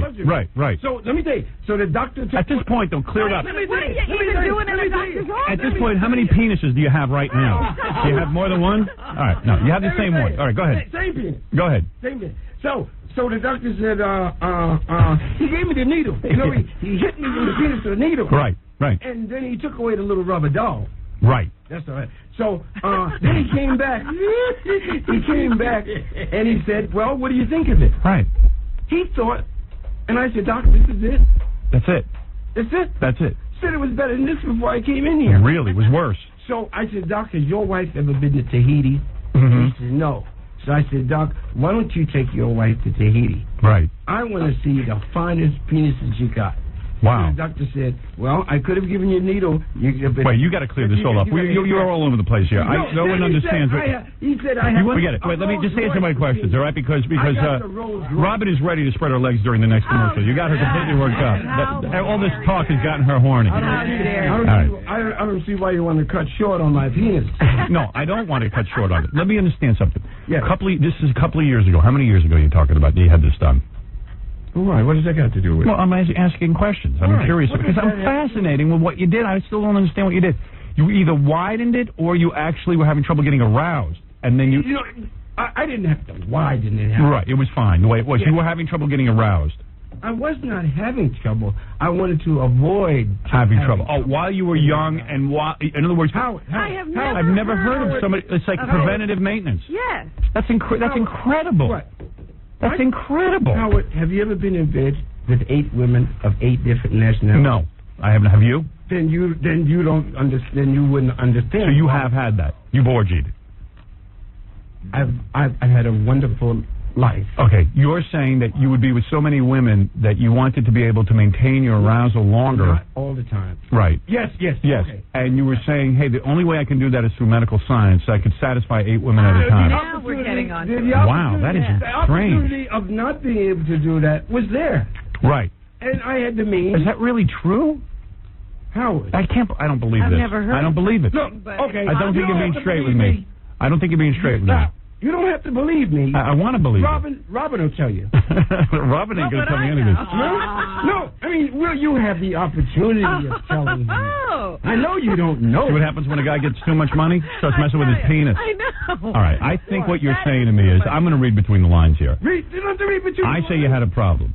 I don't have a problem. You had to have had a problem. No guy messes here. Show that to me. Let me see it. Let me see it. Let me see it. Pump it up. Is there a pump? Right now. Go ahead, pump it up, please. Okay. He is. He's pumping it up. I swear to God, he's pumping it up. Is there really a pump there that you can pump? Yes. Wow. There's a pump. Wow. And look. I'm trying to stay close to the microphone. All right. Could Robin come out and pump? Robin, come over here and pump it up, please. You got to do it. You're telling me Robin can pump it up for you? No. I'm telling you, Robin can't. That's what the doctor showed my girlfriend. Wow. I can't believe they let you have custody of your kids. I am shocked, man. I didn't know you were this wild. Oh. All right, so okay. Yes. Okay. What? Let me just clear this up so everyone's not confused. You know what? We thought he left show business to take care of his kids. It was just he left show business to have sex. Right.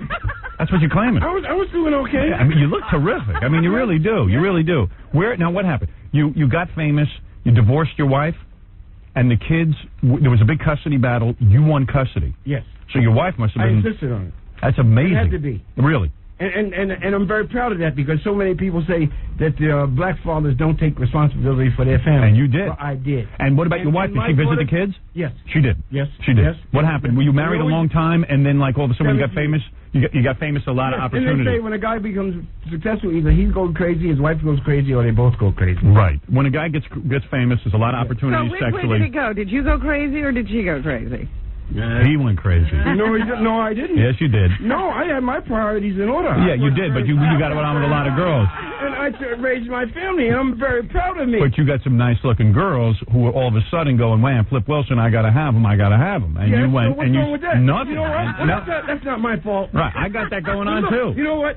I had a 13-year-old coming on to me when today. When you're a man who makes a living with a dress on, people keep trying you. Right, they do. I do for myself. Right, you always did the character. I'm not a beast. Right, so you're telling me. I don't just want to go around screwing every woman I see. After 17 years of marriage. I might see a broad and get a lip on. Yeah. After 17 years of marriage, you got upset and said, "I got to have these other women." I didn't get upset. No, you went home to your wife and you said, "I got to go."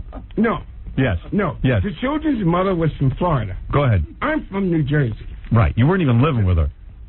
So she was. You weren't married. I said, "Hey, I went out to look. I was going to buy Dale Robinson's ranch." Right. And she said she was used to being. She was a Southern girl. Right. And she said, "I'm black not chick, used white to chick." No, black chick. Black chick. She Go said, ahead. "I'm not used to being around white people." Right. And you were used to being around. around. She didn't want to go. Yes, right. I was used to it. Right.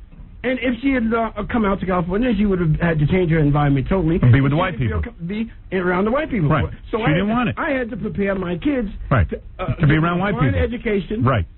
No, to get them a fine education. Understood. And teach them I admire that. how to handle this, the responsibility for this money, and to be able to save a few more black kids themselves. So you said to your wife, assimilate or masturbate. We got to do what's best for the kids. Right?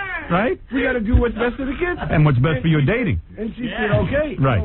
So, that was the end of it. That's all. No, that wasn't the end of it. Yes, it was. The end of it was the financial agreement. Uh-oh. Howard. How much money did you have to pay your wife? How much? How many millions? $1.5 million. $1.5 million. That's back then. That was back then. That's a lot of money back Yeah. then. Now $1.5 million, you can't live on it. I know. But back then, $1.5 million was worth. Went a long That way. went a Yes. long way. Yes. In fact, rumor is you blew about $950,000 in condoms alone. When you were so busy. All right, anyway, so here's the point. Flip Wilson was on TV. He walked away from Had a a show. great show. His show is going to be. That's right. Somewhere along the line, he decided that because he was orgying so much, this is what he claims. I don't buy this for a minute. He does have a pump for his penis. I have a pump. Right, I know. I saw you pumping it up. He was just pumping it. I didn't lengthen. Right, you didn't lengthen, you didn't widen. It's just a pump to help you get aroused. I just talked me into lengthening it. Understood. He said he could add 2 inches. So when you're with a woman... Doc, I don't want to hurt anybody. Right, when you're with a woman now, you stand there and there's a pump that literally you just pump up and you can be with a woman. Well, the doctor showed me different techniques. Right. Wow, isn't that amazing? What are these doctors up to? There are millions of diseases. No, he must have had a problem. He needs cure. You had to. Nobody gets a pump if they don't have a problem. Nobody gets a pump if they don't have. The doctor showed me some unique techniques. Right, Jackie? You don't just wouldn't fool around down there unless it was absolutely necessary. Absolutely not. Right. I mean, a guy. It's never going to be the same after somebody fiddles. Right. Well, Never. it is. It is? Wonderful. Prove it. It's Robin, wonderful. come here. No. Wonderful. Robin, And the spread your doctor- legs. You and Howard, Flip have. You are telling me that you pump when you're with a lady in the bed. Yes. All of a sudden, you roll over and you pump up this. Is it like a like one of those toy spiders? You know that you pump up. You know, like the thing on your shoe. Yeah, the thing on the shoe. It's about the size of a Zippo lighter. Go It ahead. has a little bubble. It's plastic. Let me see that And thing. there's a little bubble. Pull your pants down. Let me see it. By choice. Let me see the pump. Let me- You'd have to feel it. Oh, really? Oh, no, man. Yes. Oh, I don't know if I can handle that. I don't know that might be gay. Howard, Yeah. I don't wait and have a woman in the bed. Robin, would you pump it up? No. When she's on the What are way you over. talking about? Please, just to find out if there really is one On the way there. over, I pump it up. No, It's already pumped up when she gets So she don't even see you pumping it up. if she wants to. If she because wants. that's what I was going to tell you Yeah, about, the techniques. Right. The doctor showed you different ways to thrill the woman. Really? Because you can put it in at one size, and you can change the size. Oh, my. My goodness, I don't know. Rosinski, get in here. Robin will tell you. Where's Robin Rosinski? Robin will tell you. She'll do it. I want to see you pump that thing up. Robin. Right. Howard, Yeah, you go can ahead. fix me up. What day? You love Robin Quivers. You want her, Yes, I do. and Robin. I want her bed. Robin, let me ask you something. Will you pump up Flip's? Yeah, she's pretty. Flip's opening his pants already. Robin, let me ask you something. You're a woman. I'm a guy. I feel funny about touching him down there. Will you pump him up right now? If I use gloves? Is it okay if he uses gloves? Gloves? Yeah. I consider that an insult. He's a big star, Robin. What do you mean glove? A glove? You mean you're telling me she I could wouldn't pump have got you? on the plane if I wasn't sanitary. Robin, you want to pump him up or not? I will. You will? Yeah. Look at Flip. Look at him. All right. All right, go ahead. Sexual harassment training yesterday. All right, go ahead. Yeah. Let me show you. I got to show you what a pump is. Oh, my All right. goodness. Wow, she's great. Can't believe Get the this. microphone near you while you're doing it. Okay. Flip Wilson has a pump. All right. No glove. You don't need a glove. He's healthy as a horse. You got any diseases? I don't have any disease. What's her hand going to You got any herpes or anything down there? You put your hand there and then you wash it. It's a pump. Yeah.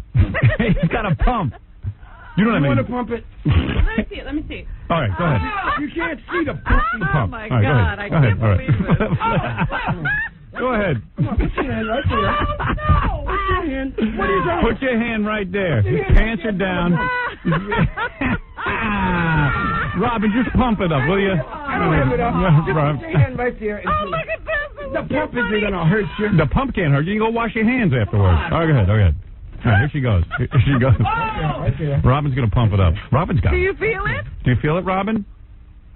Right there. Wait. Where your fingers are? Is Right, it? see where these two fingers are. Oh, See where my these two God. fingers She are? can't find it, Howard.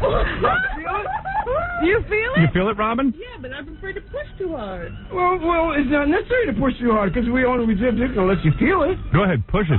No, we're not going to pump it all the Oh, way you're not up. going to pump it up? Why? Well, I don't know. I'm not coming in here firing blanks. So you felt something, Robin? It's I just can't believe Flip took his pants off and just showed his genitals. I don't think anything's wrong with it. Very proud of them. Most celebrities don't do that, but I admire God it. gave me these genitals, and God doesn't make bad things. Well, you know what? And he also paid $70,000 Robin, for it. Robin, what did it feel like? What did the pump feel like? It felt like a nubbin. A nubbin? Like a hard nubbin. What kind of underpants is Flip wearing? Flip, what kind of underpants are those? I think she had my penis. No, Flip, what kind of underpants you wearing? It's a little strange. That's a little strange, those underpants you're wearing. What about he wearing? Those are jockeys? Oh, all right, okay. What was that? Robin Rosinski just had an affair with Flip Wilson. Wow. Man. What about Robin? What? It's like he wants to show it, like when a woman gets when implants. you get new breasts. Is it like when a woman gets breast implants? You're so proud of it, you love to show it? No, it costs so much money. You just gotta get You actually came in here, you pulled down your pants, you just showed us everything. You pulled down your pants a number of times. Flip Wilson just showed me his genitals. That's unbelievable. That's beautiful. I love you. Hey, then you're gonna fix me up with Robin? Yes, I am. Robin, what about it? You interested in this gentleman? He's got millions of dollars. How much money you got? You got a new boyfriend? Yeah, she has a new boyfriend. Why? Huh? Why? Do you play around? Yeah, she plays around. No, because how much money you got? Seriously, be honest. What do you got? A couple of million? You got a couple of million, right? A couple of million. Yeah. If I had a couple of million, I wouldn't have stopped. You wouldn't have. Howard, I never touched the principal. What does that mean? That means that From the all of the beginning, money he ever took out had, of show I never had more than a $300 a week allowance. And you're saying I you never live on the touched- interest? You live on all the I interest? also owned 7 companies. I didn't know that. How do Yes. I know that? I owned Little David Records. George Carlin sold 7 million albums for me. Wow. For my records. I sold 2 million. I owned 7 companies. A brother, a black man owned the record company. And let me say something. And wow, that's nice. He never showed up on the cover of Ebony. And the only thing you ever bought is a penis?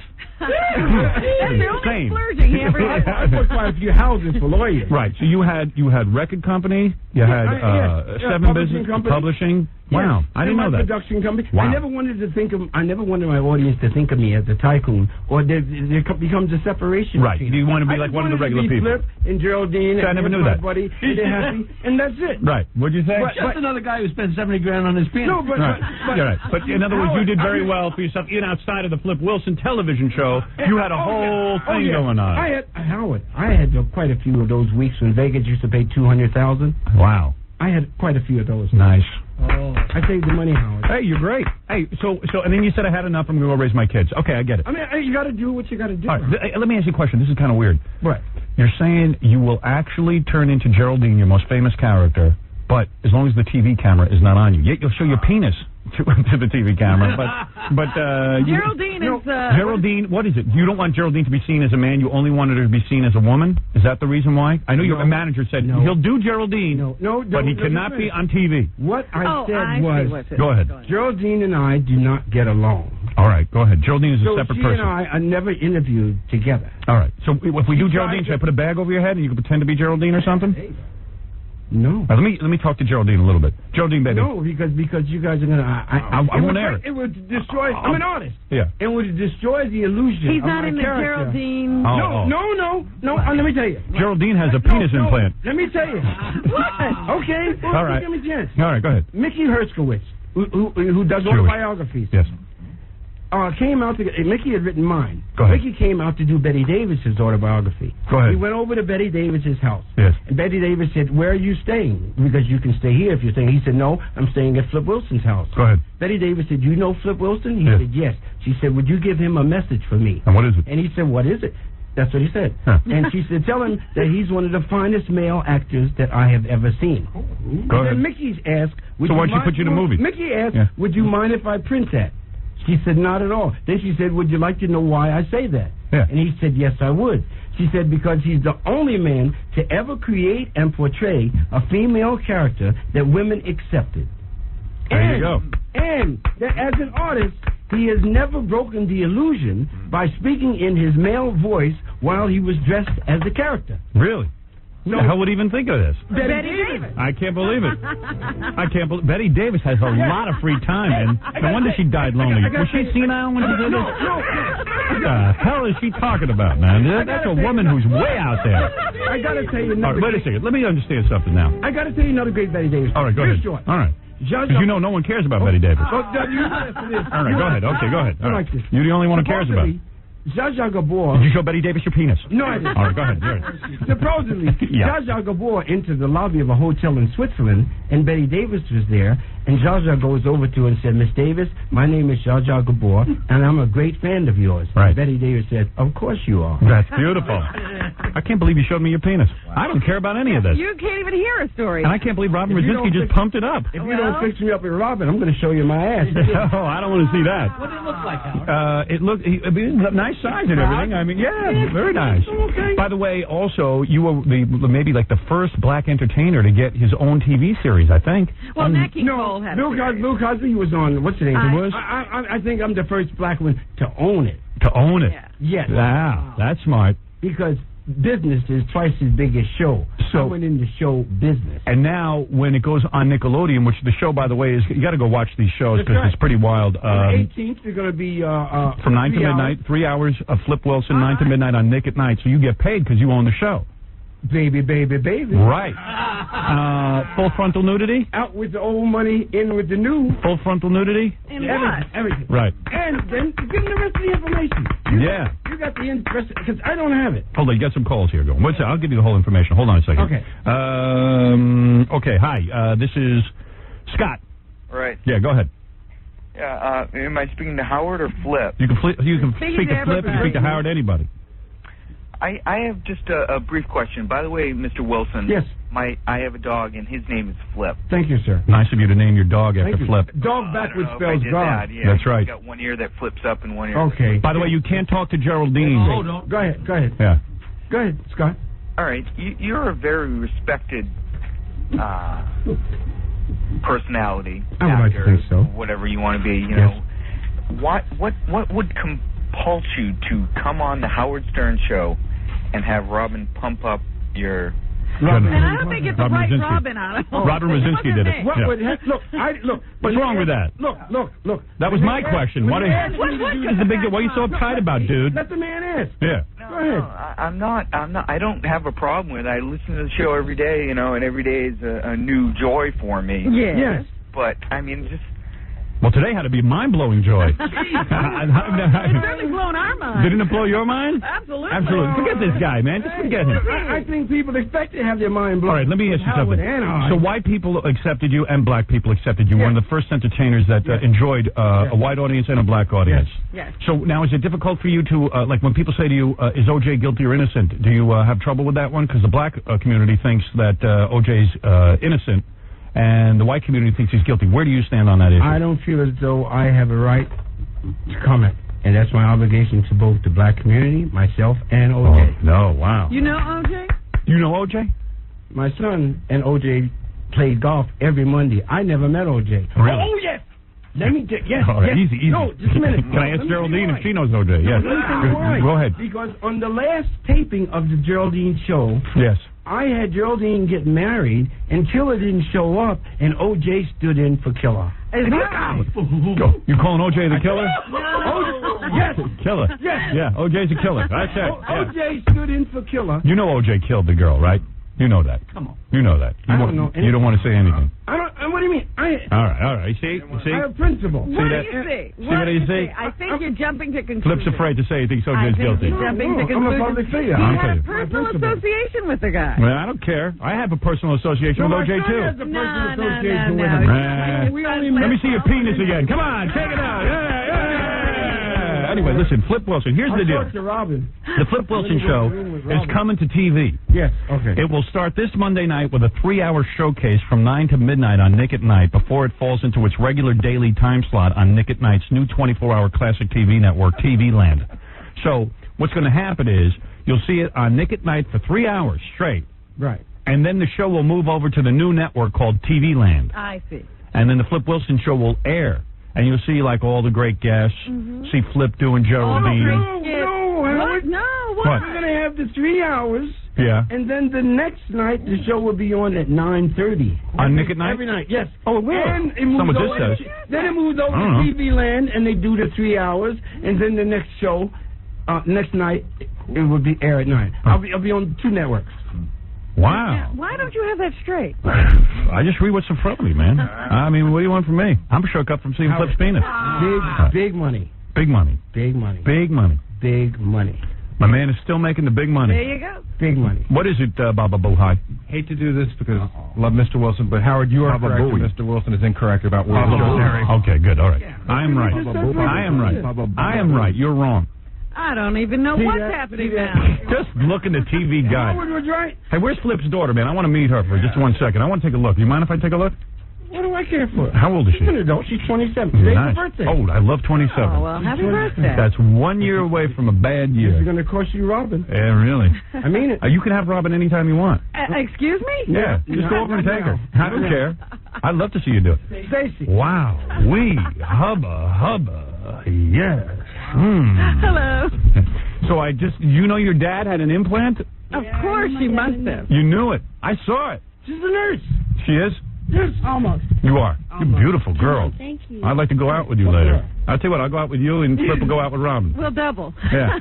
You proud of your father that he took care of you as a kid and everything? I'm very proud of him. Right. So, well, that's cool. You got Was to he look. a good dad? Doesn't he look like a good dad? He was a good No, he don't look like a good dad, but I imagine he is one. He looks like he's a demented dad. I'll tell you that. He's wild, man. A lot of fun I would have around loved a dad like you. He is the most honorable man I know. There you and go. will ever know. That's beautiful. So you don't go to a psychiatrist, complain about your dad and his penis and his implants. Never been in therapy. Love your father. Nobody. God and him. Ever have to that's nurse? wonderful. Did you ever have to nurse your father after you had a session with 8 women? I was never home. You were never home for that. No. Yeah, your father's wild, man. Flip Wilson, you are a real talent. I wish Geraldine could talk to us. I understand that that you can't be Geraldine and Flip at the same time. You have to be fully in character. It'd be wild. It'd be wild. Sick. And you know that you better be nice to your dad because you're in line to inherit the mother load. You will be a very wealthy woman. The company? Who gets all the record companies and everything? The kids? She gets the girls. The 2 girls get it. The boys will be wiping windshields on the corner. You don't get along with your sons? I don't like their attitude. You don't? Really? They're not good kids. That's good for you. They're good kids, but I don't like their attitude. Really? Give you a hard time? No, because I don't hang around with them because I don't like their attitude. Really? The 2 girls are smart. Do you realize you only have to split the whole mother load with your sister? There you go. Very nice. Wow. I mean, I guess those sons are now kicking themselves. What are those sons crazy, No, they're man? not. I would kiss your ass every day. No, they're not. What are they, Because crazy? They don't like my attitude. They don't. Who wouldn't like your attitude, What's man? wrong with your attitude? If my dad had $10 million, I'd love his attitude. I don't have $10 million. I got more than You got about $50 million, I bet. I'll bet you got 50. Do you realize you're going to inherit? I'm going to marry you. Howard. I want to propose right now. What? You were looking at a young mogul. Yeah. A young what? It's my birthday. Everyone happy birthday. Oh, happy birthday. Happy birthday. Come over here and get your spank. Oh. Yeah, baby. 27 of them. You got a boyfriend? You know. You do now. You know. That's right. I realize they're going to back up the Brinks truck. Flip Wilson, what an honor to meet you. You are a fascinating man. I feel like I know you now because I saw your penis. Yeah, we're all very intimate, aren't we? We really know each other. Damn, you got to come back sometime. No, yeah, baby. I want to say that Yeah. I want to compliment you on your taste. Well, thank you. And you are a mind blower. Yes. A new dimension breaker. Yes. And I feel that we have that in common. Hey, now. That's true. I love it. And I feel that you have a very good friend, new friend. And if there's ever anything that I can do for you, give me your daughter. Give me some of your money. You like my attitude? I didn't finish. I was Yeah. going to say, please hesitate to ask. Yeah, really? When's the last time you spoke to your sons?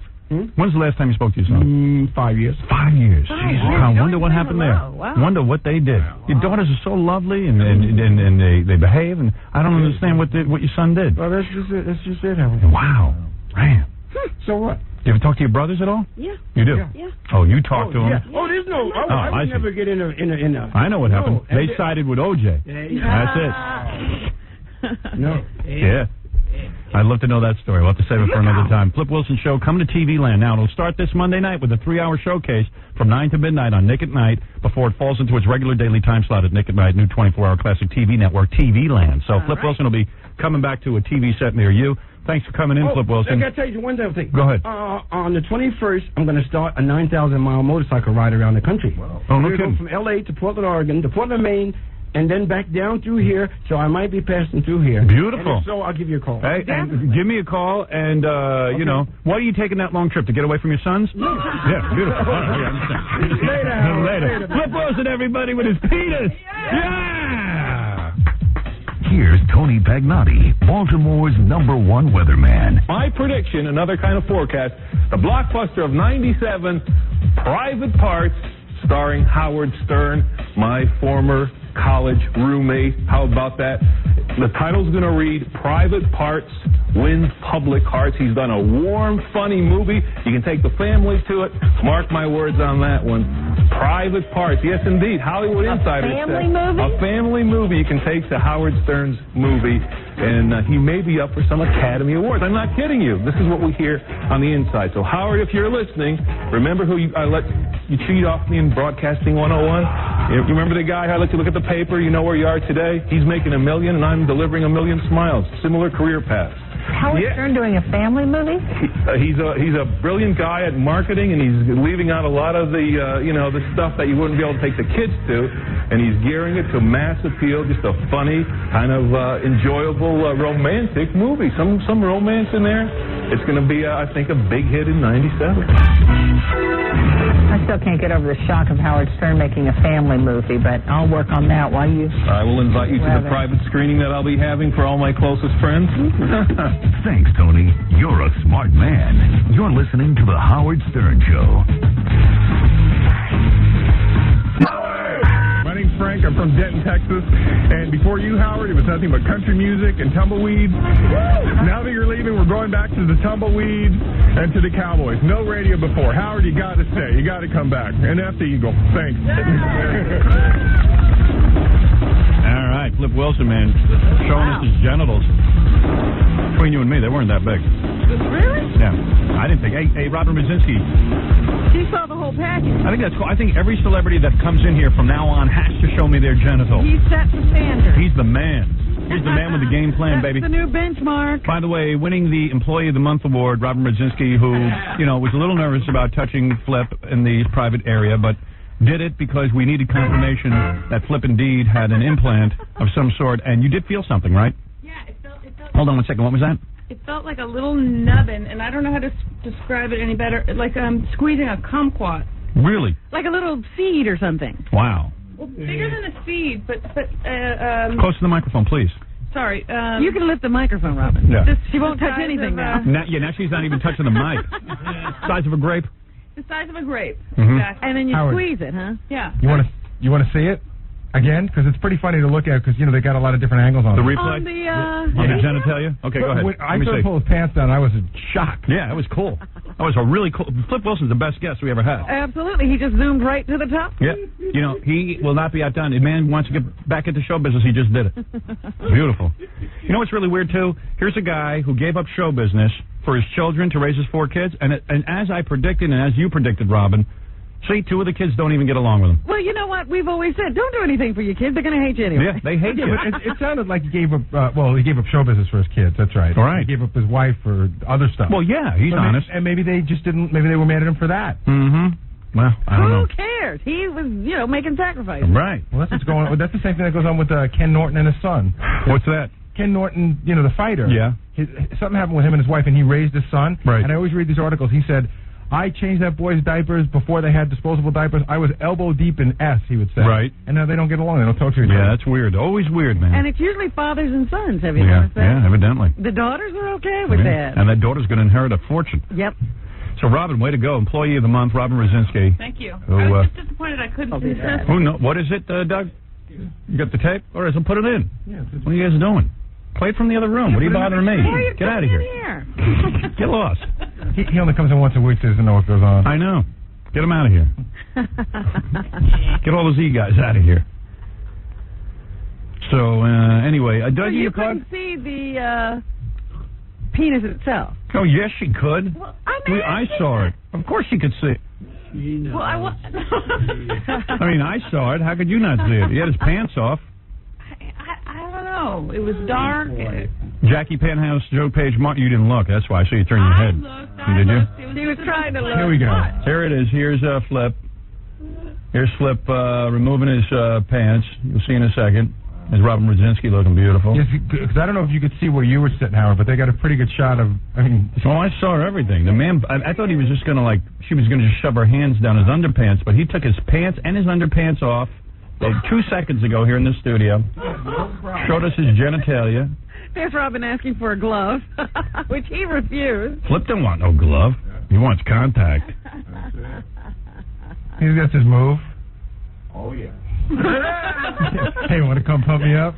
See what it's like? Yeah, Robin, you look cute. Very good on camera. Very photogenic. Look at those underwear Flip wears. Aren't they weird? What are they? They look kind of old and ratty. Here he goes. There he is. There he is. And there it is. There he is in all his nudity. Another first. Yeah. Wait a minute. Back that. Go back. Can you freeze frame that? Yeah. Yeah, there he goes. There he goes again. We'll show it to you again. There he is, naked, pulling down his underpants. As he pulls down his underpants, you can see that he's not as big as you would expect. Right? He's not that big, right, Robin? Wow. I can't believe we have that on tape. Yeah. He don't care, though. That's great. All right, turn that off before we get too distracted. Right. Jackie Penthouse, Joke Page Martling has 2 disgusting and funny CDs, The Joke Man and Sergeant Pecker, only $12 plus $4 shipping and handling. Also on cassette, what? You should show your penis. Also, buy 2, get 1 free. I don't think, I'm about the same size as him. Call 1-800-323-KING. Next Monday, August 18th at the Westchester Broadway Theater. It's Jackie in Elmsford, New York. For information and filthy jokes, visit jokeland.com. You have been embarrassed on this program. Flip Wilson has more guts than you. Yeah. Get up and strip down. When you do, honey. When you do. Has that ever happened before? Has anybody shown their penis? Not a famous person. What's his name from Skid Row? It's the closest. Oh, yeah, he did. Lead singer of Skid Row. Right. Sebastian Bach. Sebastian Bach. Like That's it. I've got Don King coming up. He's going to come in and... I wonder if he'll show us his penis. I think Don King would. I wonder if he would. That's now the first question. Tell Don King if he wants to get in here, he's got to show his penis. All guests. Don King, I haven't seen him on too many shows since the ear-biting incident. Can't wait to talk to him about it. Probably be calling Mike Tyson live while he's here. Well, that would be interesting. That's going to be good. I heard Mike Tyson was a fan of the show. Yeah, he is. He says intellectually it stimulates him. Also, we have tape now of Jackie Martling performing at Stuttering John's wedding. Yeah. A drunken Jackie going on way too long. You'll be hearing that. The beer song or the pot song? Beer and pot song. I thought this went away. It did, and it's back. Can I show my penis? Yeah, quickly. It's really important to let you know. Jackie, he has no concept of what happens when he gets loaded. I had to bleep this tape. Seriously, we bleeped it about 8 times. You use the F word 2 or 3 times in front of the whole crowd. The S word a bunch of times. You called some people a-holes. But Jackie goes, I didn't curse. Yeah, well, he doesn't know. He was loaded. This is in front of John's He was parents. loaded. He was on the beach. His wife's legs were fed. It was just unbelievable. Daniel, you're on the air. Hello? Yeah. Hey, I wanted to know if there's really going to be a show going up against Saturday Night Live. Oh, this is still going on? Yeah, a lot of people are calling and asking if I'm going to do a TV show against Saturday Night Live. The only thing I can tell you is what I said yesterday. It's becoming more and more real, you know.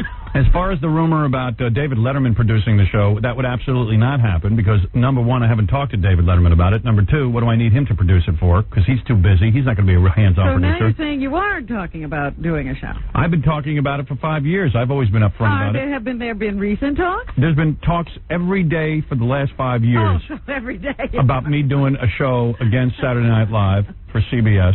Okay. And for another network as well. All right. Oh, so then there is substance to this rumor. Well, there's some substance. I mean, you know, and the thing is that I'm thinking about it. Look, at Jackie's over there saying, you see, I told you he was lying. Yeah, well, I didn't say nothing. Whatever. And that's that. I'd be happy to go against Saturday Night Live, except they got to clone about 20 different people out of me. Chris, you're on the air. Hey, Howard, I went to a seminar the other night with Marcia Clark.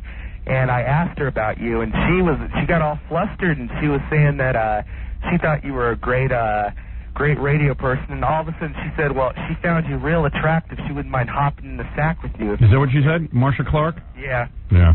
Well, listen, she hopped in the sack with Christopher Darden. I figure I'm as good looking as he is. It seems that anyone who sits next to her. Yeah. It's that decision. So I would hop in the sack with her, and I'd like to sample some of that. Sure, why not? F. Jackie also. Right. Thank you. Thank you. Good segue. Can't argue with that. James, you're on the air. I'm on the air. Oh, this isn't James? Hello? Hello. Yeah, what can I do for you? My name's not James. That's okay. Who cares what your name is? My boyfriend's name is James. My name's Lisa. Yes? What's wrong with your voice? I'm kind of, my boyfriend, he decided to choke me. My old one. This is what Barbara Streisand's afraid of if she gets a nose job. You know what she just said? Her boyfriend choked her? Tried to choke her. Right, I can see why. She's annoying. Oh, stop. Oh, I just got me a new one. What? I just got rid of him, got me a new one. Is that why your voice is like this? What did she say? I don't even know. She said her old boyfriend tried to choke her, so she got a new one. Oh, and your voice is like this because he tried to choke you? Yeah, you think you'd learn. I shot him in the ass in June. What'd she say? She shot him in the house. I don't know what She shot him in the ass, she said. In the ass? Yeah. And he still didn't learn. All right, I got to go. I can't take your voice. I don't understand what we're... Why are you calling us? We was calling to tell you that we like y'all a lot better than John Boy and Billy. Thank you very much. Who's John Boy and Billy? The one in Charlotte. Charlotte. Yeah, we have a better show than John Boy and Billy. We're already beating their ass. I want to come to New York and see you. All right, come on down, honey, so we can choke you. Kelly, you're on the air. Hi. Good morning, love. Hey, we can hardly hear you. Hi. Can't hardly hear you. Oh, you're kidding. Yell. Oh, God. Listen, this is Kelly with SOS down in Dallas. Yes. How y'all doing? Save our stern. Yes, we're psyched. Okay. Is it rally time? Yeah, tomorrow morning, and tonight we're having a pre-rally pep rally. A bunch of folks are getting together in Dallas to have a rally in front of the radio station. Probably it's a rally/orgy. And Melrose Larry Green has put this together, believe it or not. No. He's appearing there or something, I don't know.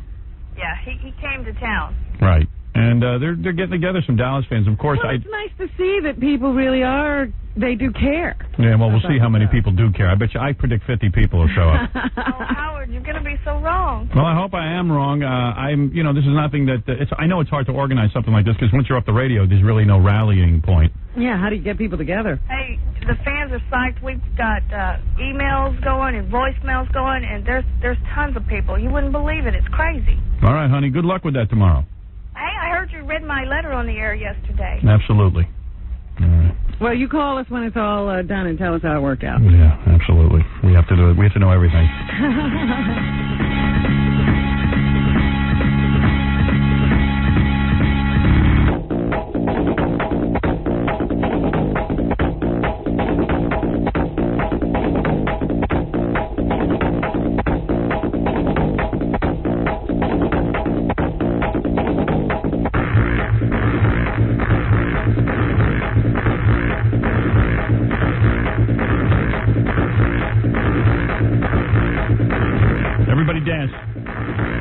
Seventh inning stretch. I was thinking about, it's been a very busy show. I promised a busy show. We still have Al Michaels who's going to call in, and he's got a funny story for us. And Don King is coming in. Yeah, Don King's here.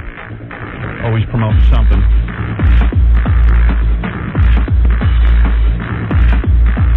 You see the Mariah Carey video on MTV? No, I haven't seen the one yet. Boy, is she a piece of ass. She got a nose job. She got a nose job. She did? Yeah, she looks happier than ever now that she's free. No offense, Tommy. I wondered why she married him anyway. Well, she was a young girl. She got caught up in it. You work together with a person sometimes and you mistake love for, business. Yeah, it gets all confused and jumbled. Yeah. Like a set romance? Yeah, like something like that. I don't know. Something like that. It's a set romance. Because, he's so much older than she is. He's a powerful guy. He was the Svengali of her career. She was afraid of losing his influence, so she married him. He was afraid of losing her for business reasons. Yeah. So she said thank you with her private parts, that's all. That's how it works. I understood his rationale. I didn't understand her. And Tommy's a good guy, I know. I know. He's a likable guy, I'm sure. Right. Powerful what do man. I know? I know. Thank you very much. I could understand why she married him. He's the president of a record company, and she probably got, all artists. She was already a star. Yeah, but all artists are insecure, and it's also weird. It's like, he's the guy. She starts to think he's the guy who made me. There's so many singers who fail. Him, yeah. I need him because he's always out there pushing my career. He's making sure my records get played at radio stations. So she needs him. He needs her because she's an artist who sells records. Mm-hmm. And the two of them need each other. Well, apparently she's discovered she doesn't need him. He was her Don King. Well, now she doesn't need him, yeah. But, she probably realizes now she doesn't need him all along. Yeah, and Tommy's probably going to have a young girl in 2 minutes. But the point is, he took her and he locked her up in a mansion. Yep. Like a prisoner in there. Hey, I think the funniest marriage is that Celine Dion, who I think has got a nice body, but she's got a whacked-out face. Celine Dion. With that old guy of hers. Yeah, when she was like a little kid, she had some singing talent. So this old guy is hanging around the family and stuff, and he's like putting up money for her to make records and everything. She's a little kid, turns 18. All of a sudden, they're romantic with each other. Yeah. Now she's married to this, 60-year-old guy. And she's trying to have a baby. It's the whole big deal. It's like, we want to have a baby. We want to have a baby. Really? Baby. And he's like her grandfather. I know. Well, he's smart, man. It's like buying AT&T stock in 1922. Anybody who did that made $1 million. He saw something good in the rough. You know who's like that, too?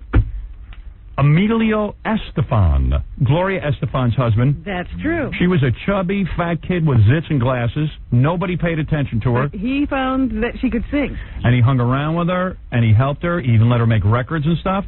He told her to slim down. He got her some exercise and jazzercise classes. But he married her before all of the stuff. That's right. And Mariah Carey, man, she knew without Tommy she was Debbie Gibson. Oh, dear. That's not true. It's true. No Ask way. Debbie. She'll tell you. All I know is you can sleep with the guy. You don't have to marry him. Oh, come on. No. All right. Anyway, Don King is here. I'm anxious to talk to him about what happened at the Tyson fight. I saw Don King on TV that night. I was one of the paying customers. Don King had the nerve to say he didn't see what went on. There was a second fight? I don't Right. know anything about that. Here he comes. He's always a lot of fun. You got to hear what he has to say. He has to show us his penis like Flip Wilson did. Before we will speak to him. Okay, here he comes. It's a big morning. Don King. Tomorrow I will get to the homeless game. I know I got a bunch of tickets to give away. Yeah, we got trips, don't we? Right. What do you get? I don't know. I think he's pumping up his penis. I don't know. He doesn't want to come in there and embarrass himself. Right. There he is, looking better than ever and more handsome than ever. Don King. Wow. And entourage. Who you got with you? Who is that, Don? Is that one of your kids or something? Is that Don King Jr.? Or is that one of your lovers? I don't know. You love women. You love women, right? What is that? You heard the rumor? Here we go again. Is that one of your new fighters? I don't know who that is. Who's that? He doesn't look like a boxer. Who's that brother over there in the corner? That's Isidore. Who's that? Isidore, the Black Moor. Oh, yeah? What is he, one of your bodyguards or something? You must be bodyguards, right? You think you need bodyguards with us, though? No. I'll kick your ass. Yeah, no question. Ain't no question. You're doing it No, in your style. No, you're a powerful man. I know you can beat my ass. Go ahead. Yeah. I love Don King, Howard. You should see he's out there with the entourage, and you know what they call him. What? It's DK. DK. DK needs coffee. Wow. Oh, no. Only in America. Don't ever forget it. The greatest country in the world. Oh, man. DK needs coffee. All right, funniest statement I've ever heard come out of your mouth. The fight goes on. Tyson bites the ear off. They come up to you, and they're on your King Vision. Guy says, Don King, what happened? He said, I don't know. I didn't see a thing. Now, come on. That was unbelievable. You know, I said, great witness. Don King is a good friend. You are a good friend to Mike Tyson. I didn't see anything. We don't even know that anything happened. That was beautiful. I have to go back and look at the video. You got bigger balls than Flip Wilson. Yeah, well, I rest my case on that. So let's start off from the outset, Howard. Let's get it straight right now. Go ahead. Talk about the big controversy. Let me make it right from the outset so everybody will know. Go ahead. I came here to talk about Madison Square Garden. Don't be pulling a switcheroo on me, baby. I'll throw you right out of here. Come on, baby.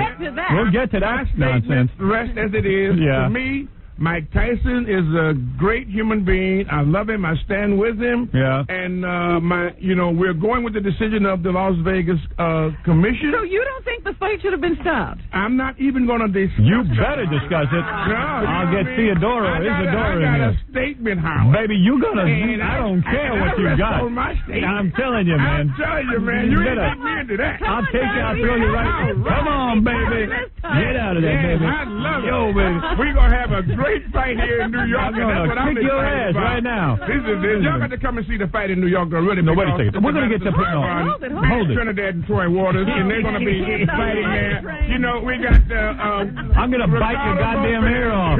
He's fighting Nene Sanchez. And Robin, you know, I'm just so very proud of Charles Dolan and Dave Checkers for really trying to bring boxing back to wait a second. The Garden. Wait, don't stonewall me. Come on. You're my brother. Never stonewall. You I made my statement. I got it clear. You're saying you are a runaway rocket ship. Oh, yes. And you know what, man? I was thinking about the guys over there at Showtime. Yeah. I mean, I know that they're just so excited about coming here in New York. Jay Larkin, Roy Langford, Matt Blank, and Mark Greenberg. Will you? Let me ask you. Why couldn't you bring Steve Albert with you? Yeah. Didn't you think it was funny when Steve Albert said to you afterwards that he thought that the biting was a horrible obscenity? Meanwhile, his brother's up on charges for biting somebody. Don't you think that's kind of funny? Well, any of the guys who did that night on television, some of the guys were a little rough with you. They asked you the tough questions that night. Will you fire them from hosting like any future boxing matches, like Steve Albert and some of these other guys who made negative comments about Mike Tyson? Go ahead. No, absolutely not. You will not? You know, I think that... what, are you crazy? Of course you got to fire them. No, Take them up. Take them up, man. Don't let them get away with it. Then everyone will be making negative comments. What's wrong with you? Well, you know, they got to call it as they see it. You know, we're not looking for shields. And, I mean, you've identified that. I think the guy asked me out there in one of those little pre-interviews, what do you think of Howard? I said, I think he's wonderful. Right. I said, because he exemplifies true Americana.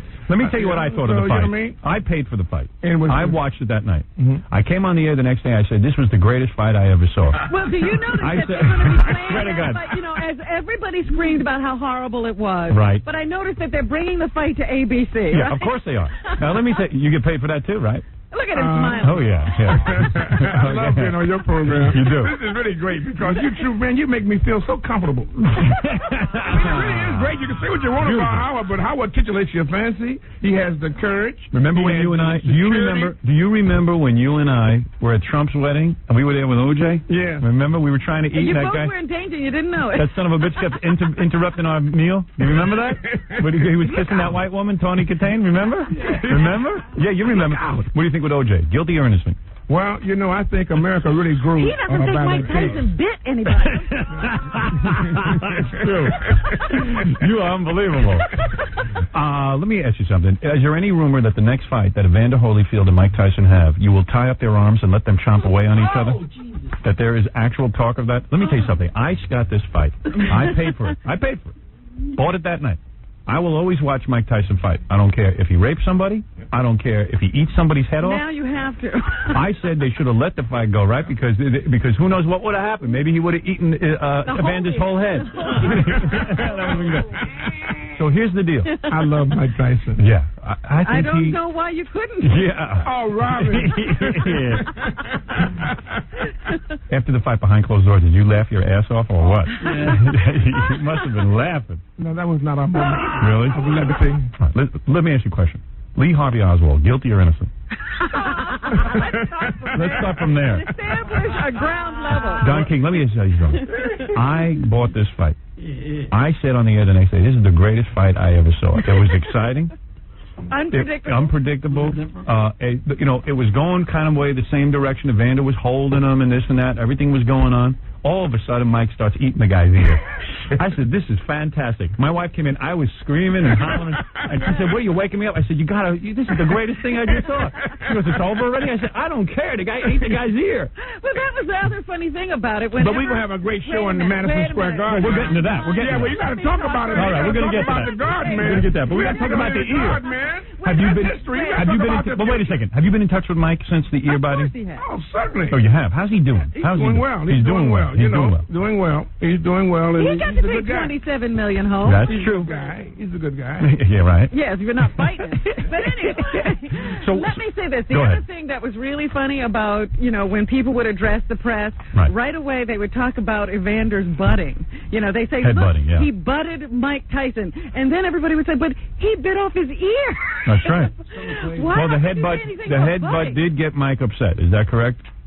I imagine so because that's what everyone says, So, but I'm just You talk to Mike. Come on. We haven't discussed that. We're just talking about doing things and helping Mike, to get everything together. Is he going to go to a counselor and maybe get himself, talk to a therapist or something? Or he don't need one?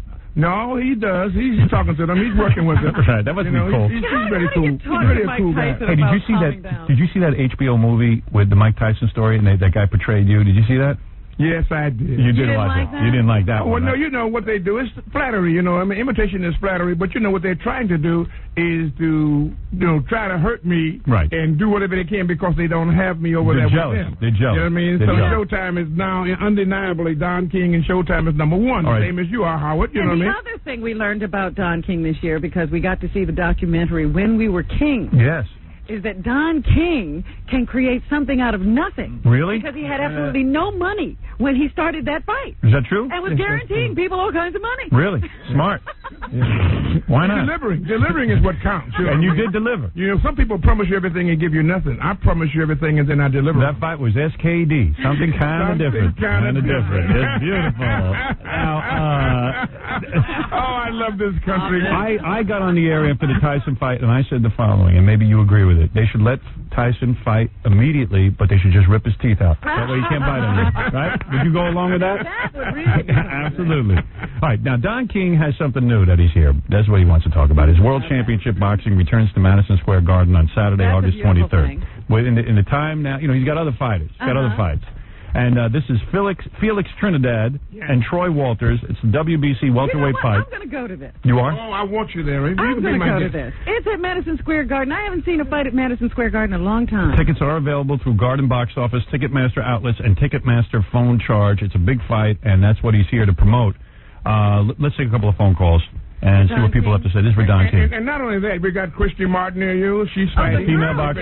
Yes, with Israel. Is she a pig or not? Oh, she's a nice lady, but boy, can she fight. She can kick some ass. She can, man. Ain't no question about it. Isn't she going to ruin her face, though, man? Doesn't that upset you when a girl goes in the ring and ruins her face like that? I mean, when the blood is and the nose is broken. I mean, a girl, it's so important a girl look decent. You know what I'm saying, to get a man. Well, she's beautiful, curvaceous. Yeah.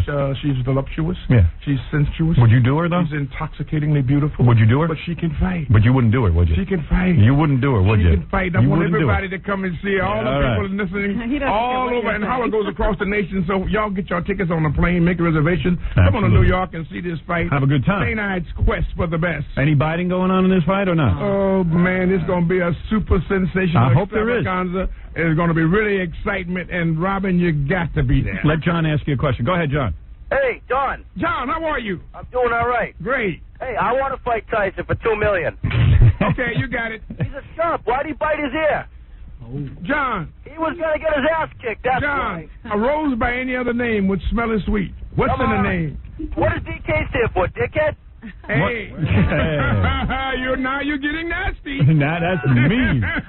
Well, you encounter hostility over the fight? Are some fans pissed off because they feel they didn't get their money? Well, I think the fans are the beautifulest people in the world. No matter what, they're there cheering and for their friend or the guy who they look for. They pay their money. They come to see something, and it's incumbent upon us to try to deliver and give them the best. You know Listen, you don't know what's going to happen. You just put the fights together and you wait and see what happens. That's your job, right? I was a little worried after the fight. Was he? Oh my God! What Were you a little here? worried? Tell me something about these female boxers for a second. This Christy Martin who's going to be fighting at the big show you're putting on. Yeah. Do they fight during their period? I don't know anything about it. You never asked them? If they get their period, they have to fight anyway? Or are they on that drug that takes their period away? Can they go on drugs that takes their I period think away? they're super sensational ladies. They be fighting, man. And I don't think nobody be asking them any questions. You would never ask a woman. You would never ask a lady I don't think them blows is being hit up against that opponent. She ain't asking about what That's about right. no period. That's right. You know what I mean? Them socks being going upside their head. You like that, huh? Yes. In other words, you don't bite the ear that feeds you.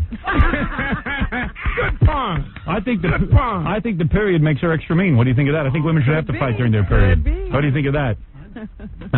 Let's take another call, see if somebody has a question. There's going to be a big boxing match returning Madison Square Garden Saturday, August 23rd. Felix Trinidad, Troy Walters, and also the Broads are going to be fighting. You can get It's your going to tickets be now. a great show. So call in now, quickly. Oh, I love this. Topless boxing, the wave of the future, yes or no? Topless boxing. For women. I hadn't thought about that. Go ahead, yeah, you're on the air. This is George. I have a question for Don. Yes. Don, Hi, George. How you doing? What's the deal with your hair, buddy? I love you. It's our natural, you know. How it goes down, mine goes up. Right. You know what I mean? Your hair I'm just listening naturally to the goes hair. like that. You don't put any pomade, No, nothing. No mousse. No nothing. No artificial preparation. It's all natural. I think it's a great look. That hair is bad, man. Bad, good, or bad? Well, he's in the vernacular. He's saying nice things. Are people jealous of your hair because they don't have? A lot of black guys shave their heads. If you notice nowadays, you always were proud of your hair and always liked to grow it, weren't you? Yes. Right. Yes. Did you hear that Flip Wilson was just on the show and showed his penis to us? I heard about that. Isn't that amazing? That's a good guess. When are you going to show us your penis? Well, that's natural, Howard. That's natural. Why are you making so much of a penis? You know, Well, you haven't shown us yours. That's natural. Why are you making so much? I mean, the body is beautiful. God made the body, you know what I mean? And I think it's something wonderful. So therefore, it's only when you try to pervert it is Right. when things happen that is something that is untoward. You must get laid a lot, right? I mean, you. Howard, please. there you go now. There you go. Is your penis SKD? You know what I mean? Oh, Robin, you that ain't Are you Howard married? Goes No, straight. I'm not. You're married, Howard- man. Oh, he is married? Yes. Oh, you are? I didn't realize. I'm sorry. I didn't want to blow your cover. I'm sorry. Yes. All right. That's a guy thing. We just got to keep that cool. Yeah, All right. Thank you very much, Howard. You're so considerate. Did you hear the Hector Macho Camacho comments about using the word nigger? Yes. Right. Go ahead. What did you say about that? I think that was so inappropriate. Yes. And I think that Hector Camacho made a mistake. Yes. Did you accept his apology? Did he apologize? Yeah, he did. I didn't hear that part. You want to hear it? Gary, bring in the tape of Hector Macho Camacho. I'll let, and then you tell me what. Yeah, I'd like you to comment on that. Do you want the vote? Do his apology. Okay. Do his apology so that Don King can hear it and comment. And I also want to clear up a little statement that people are repeating around about niggers.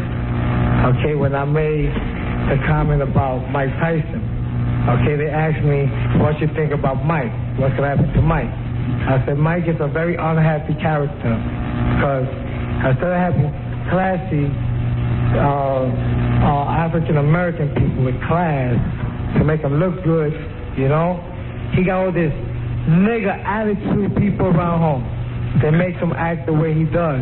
Like a little piece that he ain't. Now, do you think that he was referring? Was he referring to you, calling you a nigger? No, you know what? With Hector Camacho, you must understand. I had him for a number of years. Yes. He's an iconoclastic individual. Understood. And he exposes and says things that he doesn't mean, and he wants to have that tension. So I love Hector. You know. I what see. mean? Wouldn't you like to bite him though for saying the word, the N word? Yeah, well, you know, I think so many people say it in the dark. You know, what I mean, bring it out in the open. So I mean, it's indigenous. But the thing is that Hector really shouldn't have done what he did, especially being the person that he has been and did the things that he has done and that he's been forgiven for, but is one after another. But I would hope Because when he's referring to people around him, he's talking to me about you. Well, no, he's not talking about me because I done did so much for Hector. It's unbelievable. I see. You know what I mean? All right. So it's just one of those things. And so you don't attention. That's all. All right. mind it. Okay. Let's remind everyone: World Championship Boxing returns to Madison Square Garden as Don King presents Saturday, August 23rd, Madison Square Garden. Felix Trinidad, Troy Walters, WBC welterweight fight. Go out, have a good time. Tickets are available through the Garden box office, Ticketmaster outlets, and Ticketmaster phone charge. And you can check out the show for yourself. Go Get see your it. tickets now. Extra. Read all about it. You got 4 world championship fights as Christy Martin defends her pound for pound. There you go, and she might be on her period. Against Israel Gergich. And also... Even if she has a period, she'll be fighting. Yes, and WBC strawweight. That's going to be a fight for everybody to watch. You know, with Ricardo Finito Lopez and Nene Sanchez. 2 champions. Any white guys fighting? Any white guys? Oh, yes, you got Troy Waters is white. Troy's white? Yes. Oh, he's there from you go. Australia. There you go. Yeah, he's really going to be great, too, man. And then you got William Joppy, the middleweight champion of the world, taking on Julio Cesar Green, the Dominican right here. And I said, all the Dominicans can come. You don't need a passport, just a ticket. How come there never been a great Chinese fighter? What goes on with that? Oh, they got great Chinese fighters. They just haven't came over here yet. You Mostly know what I mean? kung fu? Martial arts. Martial arts, I see. You know what I mean? Mike, you're on the air. Hey, thanks, Howard. I got a question for Don. Go ahead. Mike. Now, how you doing, Don? All righty. Yeah, a big fan of yours. I got to tell you, I live right down the street from you in Boca. Great. Hey, great, Mike. Dynamite. You got a great office building, and I got to tell you, Don, your logo's even better. Only in America. It's the greatest country in the world, Mike, and don't you Mike, if you got a question, I would be appreciative. Yeah, could you get That to would it? be great. Hey, the question is, we work out all the time with Tyson in the gym here in Boca, and I got to tell you, he didn't train as hard for this fight as he did for his last fight. I think he was a little overconfident. What do you think? I don't know. I think he was very well fit. He seemed to be in some of the greatest shape of his life, and I think he was going on to really do a fight. The fight was just beginning when he was stopped. Right. I heard when he went to train for this fight, he actually went to the dentist. You know what? I think the problem was Mike had not been fed. Right. Mike was hungry. He's got all them goddamn tigers at his place, and they eat up all the food. You scared when you go over to Tyson's? You scared of the tigers? I mean, seriously, you got to be frightened out of your mind. Roaming around? Really, what happens? Do you go out of your mind? There's some pretty big cats, you know what I mean? When I hear those noises, I can't believe you're speechless. Those noises are so familiar. Gawa. It's like a Tarzan set. Who are you scared of more, the tigers or Mike? It really is wild. What is Mike trying to, like, a whole Back to Africa movement or something? Or trying to get jungle animals or something? Get along better with animals. Well, he's a very sensitive human being, and he likes animals. He likes people. You know, he's a great guy, man. Many people don't see the other side of Mike Tyson. Yeah, I wouldn't have said he was sensitive. Exactly. The guy is, boxing thing, but the guy's a wonderful guy. Any quicksand on that place, or anything wild like that? Oh, he's got a wife now, right? Yes. Yeah, he does. And he has a wonderful baby boy. Is his wife beautiful? She PBS? Just had a baby 9 pounds and 10 ounces. I hear you. Yeah, and beautiful. I'll tell you something. That's beautiful. Beautiful. It is. Why don't you bring Mike in here sometime? Yeah, now what happens? That's a good question, Don. How come every time you get back with Tyson, you got the big fights going on, you never come see me? All of a sudden, you know what I mean? No, I come, but you're so busy in your schedule. You don't let nobody in. Come on. I want to be a regular with you, Howard. That's not right. Howard. That's not right. I want to be a regular, you know what I mean? I hear you. Randy, you're on the line. Get the book, man. Put me down for appointment right there. Don't just see me when you got Showtime. These other shows. Showtime. That's what it is when you come in. We got the greatest Showtime network in the world. Matt Blake is our president. Go ahead. A question for Don King. Go ahead. I've been listening, and I can't understand practically a word he's talking about. that don't matter. It really don't. I don't know what you know what it is. You're a white guy. That's your problem, man. We're talking Ebonics. I guess so. I guess here in the Midwest we don't get that. Right. No, you don't. Just keep listening. You'll catch on. Everything will be all right. We'll bring up the speed shortly. Now, there's a guy on the phone who says he's Don King. Yes? Really? Hello? Yeah, who's looking for stuff there? Wow. Now you're telling me the man who's sitting here across from me is an imposter? Oh, you tell you that is the false Don King out there. Wow. That's the false Don King. Well, let me tell you must get a lot of people who try to do impressions of you. Yes, you do. You think this guy's any good at it? Not too good. Not too good. Not too good. I am Don King. What are you Listen, Don King, I know you're out there. You're in a tough situation. You can't say anything bad about Mike Tyson because, I mean, let's face it.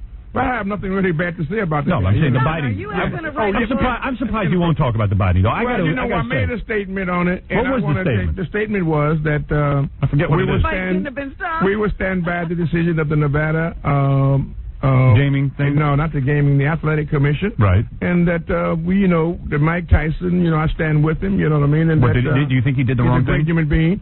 I think it was inappropriate, and I think it was wrong. Right. Oh, you know what I mean? Oh, okay. There you go. All right. Yeah, did you say that to him? Hell no. You're saying that to us.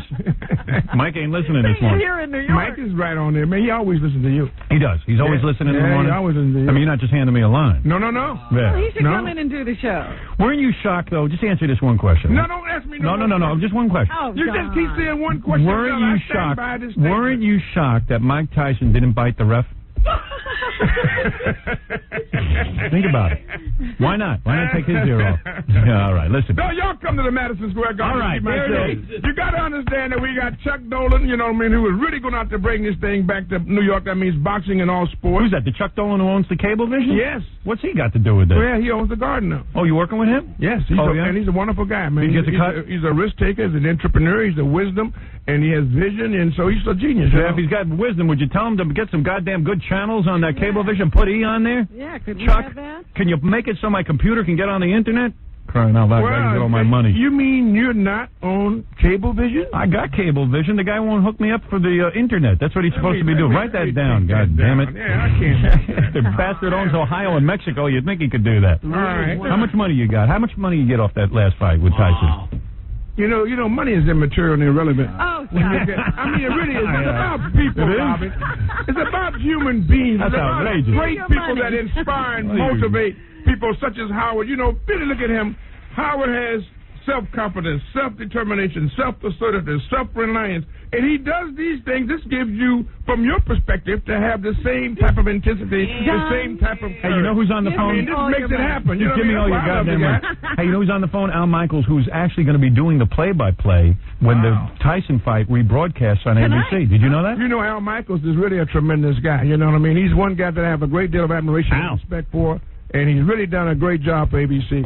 By the way, the rumor is that Al Michaels has a friend who hasn't broken the law or marriage vows. Howard, I miss you so much. Al Michaels, hey, Al, I'm going to get to you in a minute, but as long as Don King is here, you're going to actually be the announcer tonight when ABC re-airs the fight? We rebroadcast at 10 o'clock. We have different camera angles. You know, at one point, Howard, Mills Lane, the referee, comes over to Tyson's corner, and he says, "You're done, you're done." And in the tumult, one of his handlers thinks that Lane has said, "You've won." So he says, "Mike, we've won, we've won." So that's going to be good. But you like that they're re-airing that, don't you, Don? I mean, seriously, I mean, that's you don't? You that's sports. No, they should always, certainly. They should. You're happy about it? Certainly. Okay, good. Listen. I want to thank Don King. Al, can you hold on to the commercial? You bet. Okay, Al Michaels is going to be with us. I got a million questions. Okay. Probably 90% of them about Frank Gifford. And he won't answer them. And he won't answer them, but we'll just ask him anyway. How you like that Frank Gifford? He's a player, huh? Oh, yeah. Frank's a nice guy. Frank really is a nice guy. Why do you think he's straight, Don King? Tell the truth. Frank is a nice guy. Is he? I can't come. You hang with him? Oh, I think he's a wonderful guy. He's been, a hero. He's been one of my heroes for a long time. What do you think happened with the marriage there? Frank's a real wonderful guy. Can I ask a question? Don King wants me to ask you this, Al Michaels. Is it possible tonight on ABC they could show the fight backwards so it looks like Evander's ear is holding up? Do you think there's any truth to that? Only in America. Only in America. Greatest country in the world, Al. Don't you forget it. Sure is. Howard, in the words of Don King, I didn't see a thing. Right. Were you shocked that Don said that after the fight? That he didn't see anything? It's the 14th time Don has said that. Why not? Well, he's in a tough situation, I guess. Yeah. All right. How come it couldn't be true? What? I mean, you didn't see anything? I didn't. I'm sitting down. Go ahead. How come it couldn't be true? That's all I want to know. Because I mean, you say a statement, but can it have some validity, right, some veracity? You think that? I mean, it has to be some conspired metaphor that's been made up. You're saying, in other words, you were watching and maybe, hey, the guy's ear could have been punched or something. Where did all the blood come from? I don't know nothing about any of that. All I'm just saying, right? If you said I made a statement, which I did, yes, that I didn't see anything, I say I want to get the facts and that things come in. I could believe you didn't see anything if your hair was in your eyes, but your hair goes straight up. I think out of all these guys, you're the only one who does see anything. You're the one with I see Madison Square Garden on August the 23rd for St. Ides Quest for the Best, and I want everyone to be there, including Al Michaels. World Championship Boxing returns to Madison Square Garden on Saturday, August 23rd with Felix Trinidad, Troy Walters. WBC welterweight fight tickets are available through the Garden box office, Ticketmaster outlets, and Ticketmaster phone charge. Don King, thanks for coming in. Al Michaels, hold the line. I got a million questions to ask you. We got Ricardo Lopez versus Alex Nene Sanchez. Christy Martin versus Israel Gergen. And we got William Jaffe against Julio Cesar Green. Wilfredo Vasquez against Rogue Casino. So it's going to be a star-studded card of all these championship bouts that will happen in the garden. Right on. Americana. What he said. Yes.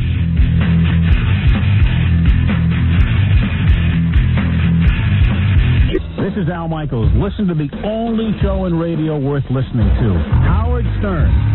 Cool, thanks, Al. And Al's on the phone because he's promoting the fact that he'll be the announcer for the ABC rebroadcast of the Tyson-Holyfield fight where Tyson bit off Holyfield's ear. Yeah, I was surprised that they were rebroadcasting that. You know, it's kind of weird. Don King didn't look that happy about it. You know, Al? Are they not in the cut? Well, no, he's in the cut. In fact, I thought we had a contract with Don to do an interview for the show, but he didn't. Apparently, he didn't sign the contract. ABC made a deal with Showtime, and they were supposed to have delivered certain people, but there's no Tyson, there's no Don King. That notwithstanding, it's a pretty good show. We've got, as I say, a lot of camera angles. There are a lot of myths out there. For instance, did you know that both of the bites were delivered with Tyson's mouthpiece in? You talk about... Oh, I didn't know that. Yeah, we heard that the mouthpiece was out and that the other camp had it. No.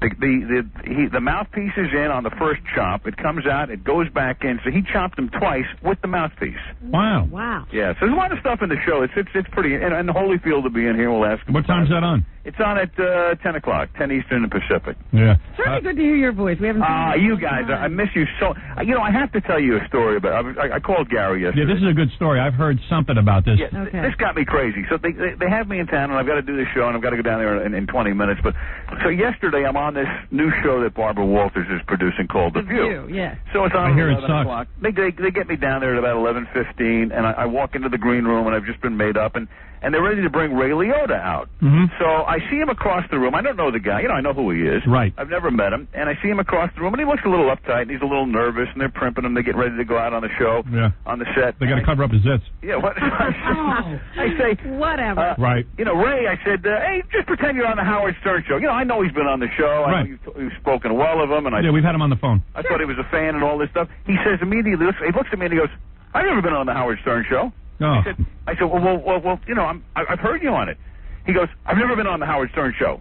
It blows me off. Wow. So I'm thinking to myself, one of two things. Either he thinks I'm some schlemiel who just walks into the room and he's going to blow him off. Right. Or he's one of these guys, you know, one of these phonies who, you know, loves the show, and yet if he's surrounded by 7 or 8 people that he thinks doesn't like the show or will not think very well of him if he likes Howard Stern. Maybe it's possible that he blocked it out, like, you know, some people who have been molested as children and stuff. It was that bad. Yeah, they block out. Don't you remember when we had Ray Liotta on, we wanted to talk to him about the fact that he was dating a chick who had no use of her legs. Yes. And we wanted to know what positions he put her in. That's right. Yeah, so maybe he blocked it out. Or maybe it was that bad movie he was in at the time. Oh, yeah, right. I mean, I was sure it was one of those things where I was sure, you know, he and I would have a little camaraderie going. Yeah, bonding. Maybe he's embarrassed. I don't know. Well, look, the bottom line here is lest anyone think Ray Liotta is a fan. Yeah. He is a totally farcical wuss when it comes to anybody Love likes it. the show. Hey, so a couple of thoughts on a few things. Marv Albert, first of all, with the check. Do you know Marv? Is his career essentially ruined by this scandal? Well, if he's guilty, it's definitely ruined. Yeah, but they're saying that even now that they found his name in that Dominatrix's book. Yeah, as far as I'm concerned, Al, I don't think I could listen to anything Marv was saying while he broadcast the sports. I'd be thinking about his extracurricular activities. Maybe that's why I like it. I don't know. You know what? I'm going to tell you something, Al. I never thought Marv was all that great. Was all that great because he yucks too much? You know what I mean by yucks?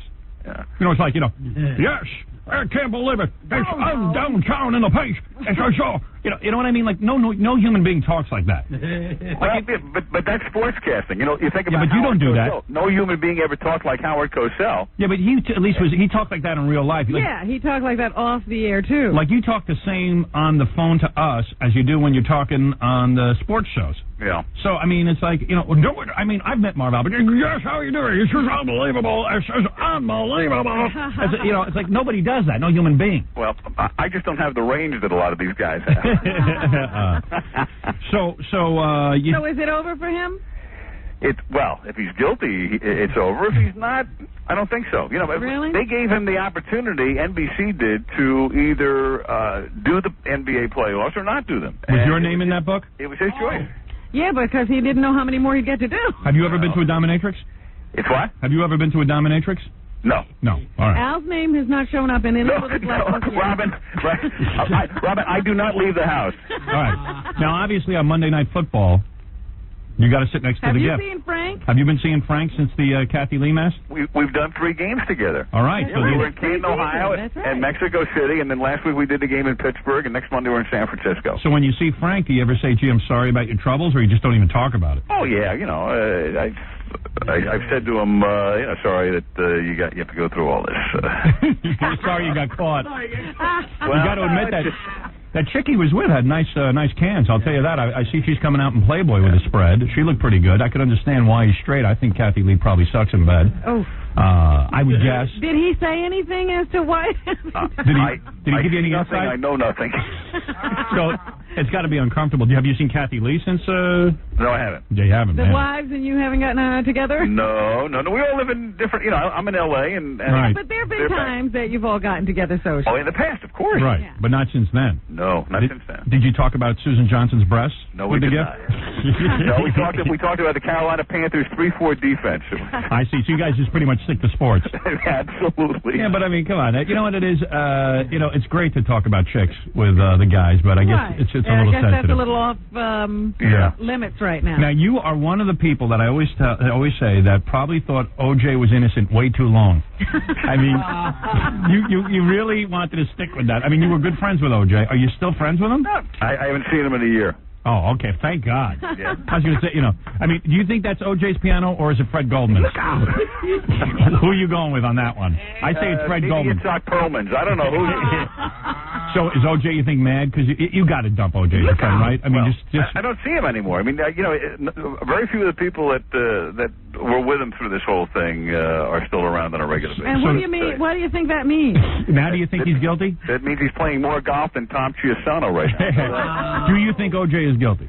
Well, let's put it this way. I mean, I'm not blind to the evidence. Wow, that takes a lot for you. Turn around. Turn around. So you won't play golf with the man or anything? Not at Bel Air or Riviera. I know that. Right.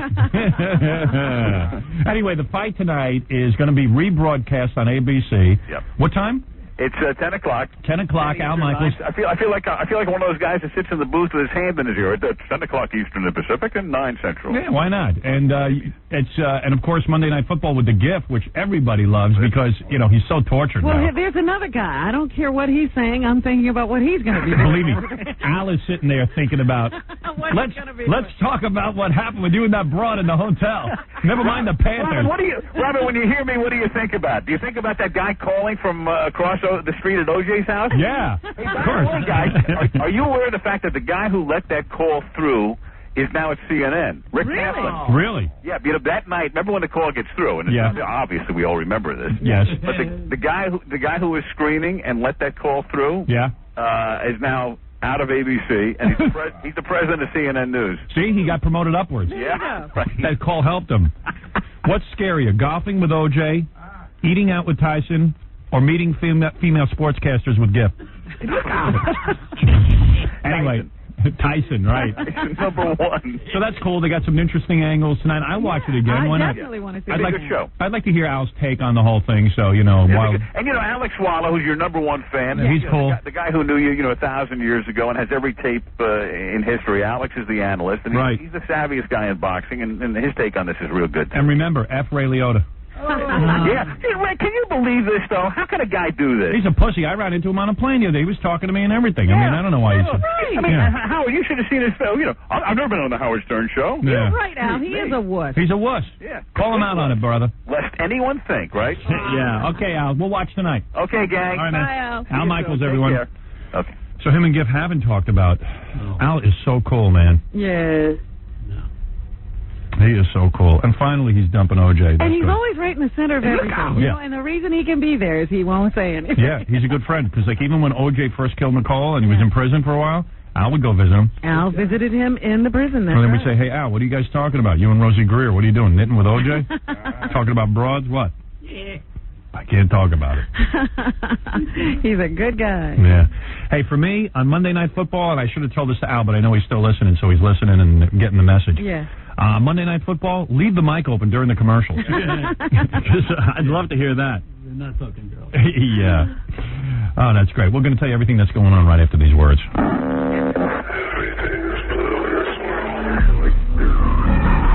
Nobody should complain. If you do not like it, turn them off.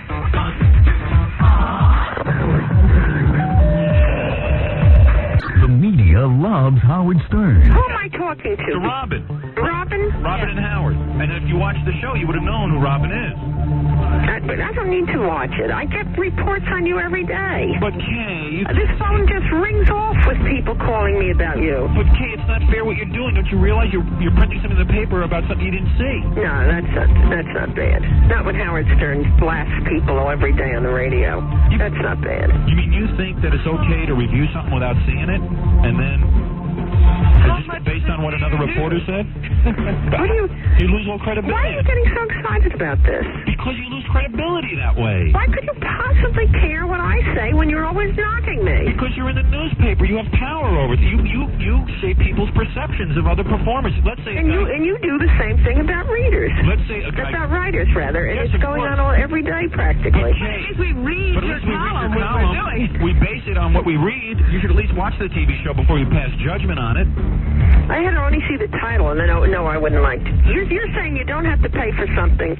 If you don't want to go to it, you don't have to pay for it. I just have to see that title and know what you do, and I wouldn't want to see it. Hey, Kay, get lost. Just a friendly message from your friends at the Howard Stern Show. Where is she now?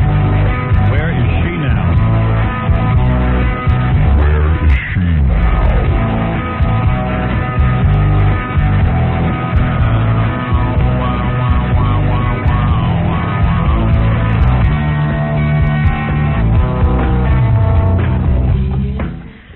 So, this is real quick.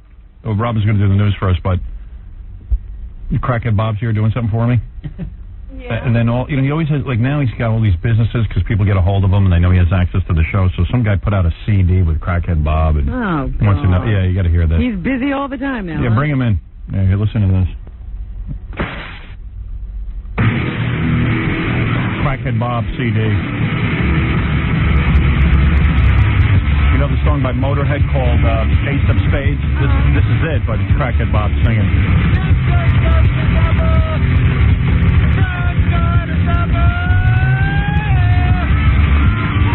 There he is, rock star.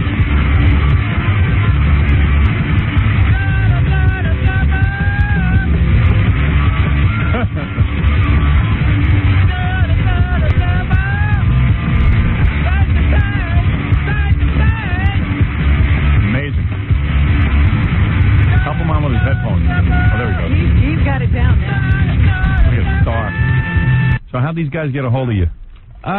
Like 2 weeks ago. Yeah, and they said come in and sing a song and we'll release it? Yeah. Because they know you can get on the show. So it's just a single? Single now. Yeah, pingle. But now you want to, do a whole album? Yeah. Wow. What, is it selling well? Well, you can't read. You can't read. So what did you just yell? I mean, because you're not really doing actual lyrics, are you? Yeah. Well, All right. Do you do any? What are you saying there? I can't even understand it. No, what are you saying? I'm serious. Ace of Spades? Ace of Spades. Is that what you're saying? That was Ace of Spades? Yeah. What are you saying that over and over and over again? Yeah. Oh.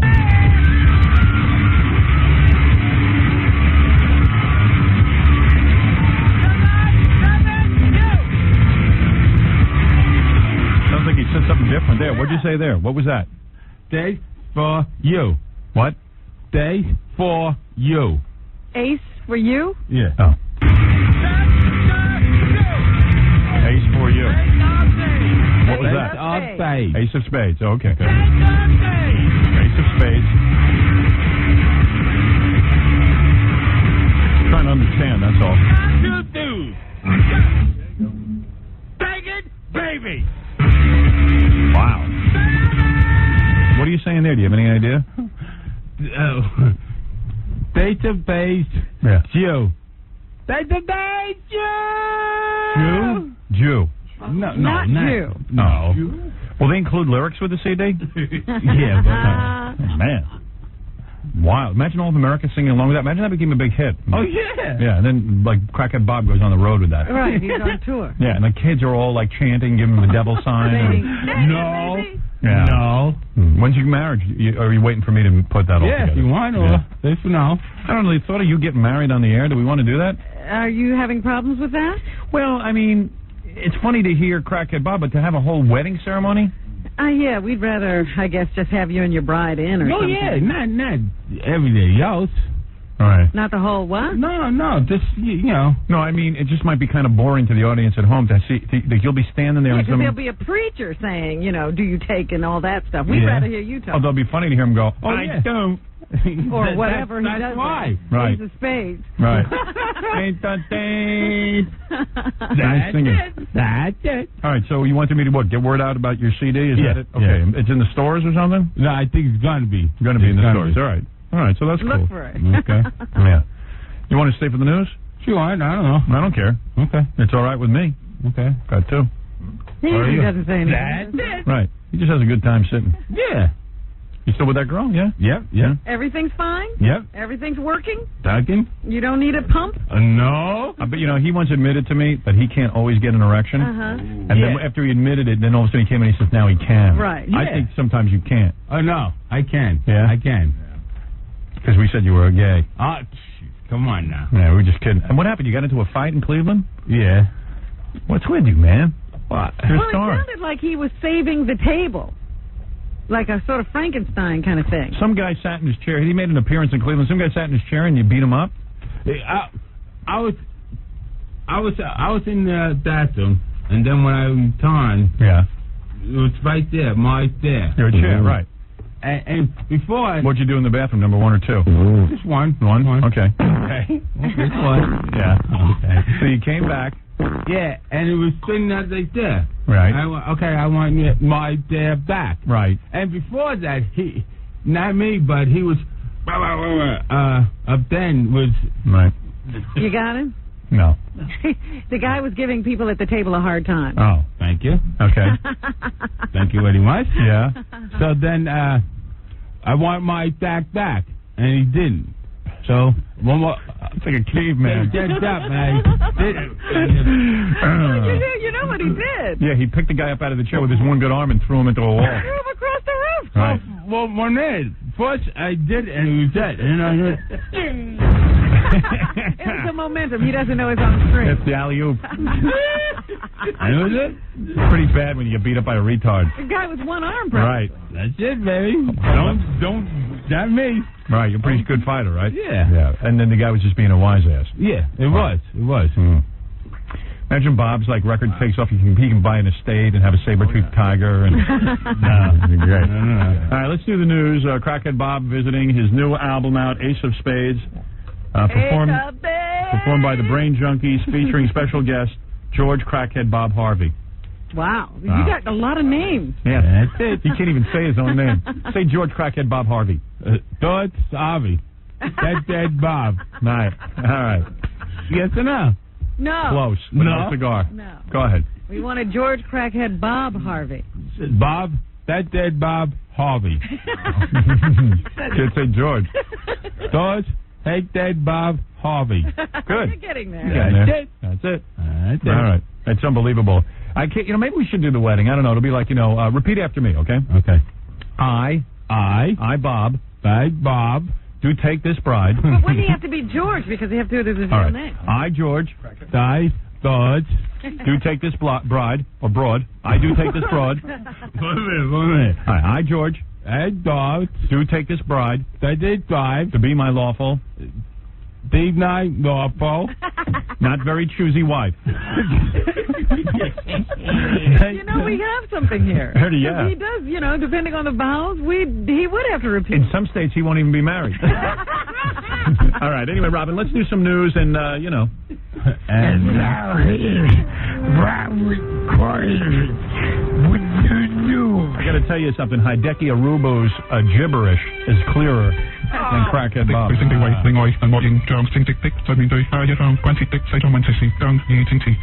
Hideki say,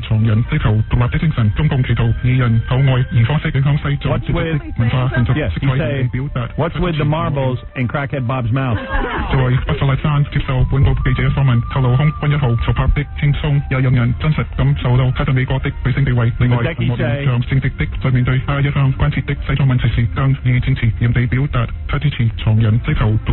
think I'm married to Crackhead Bob now. And where's Flip Wilson's penis?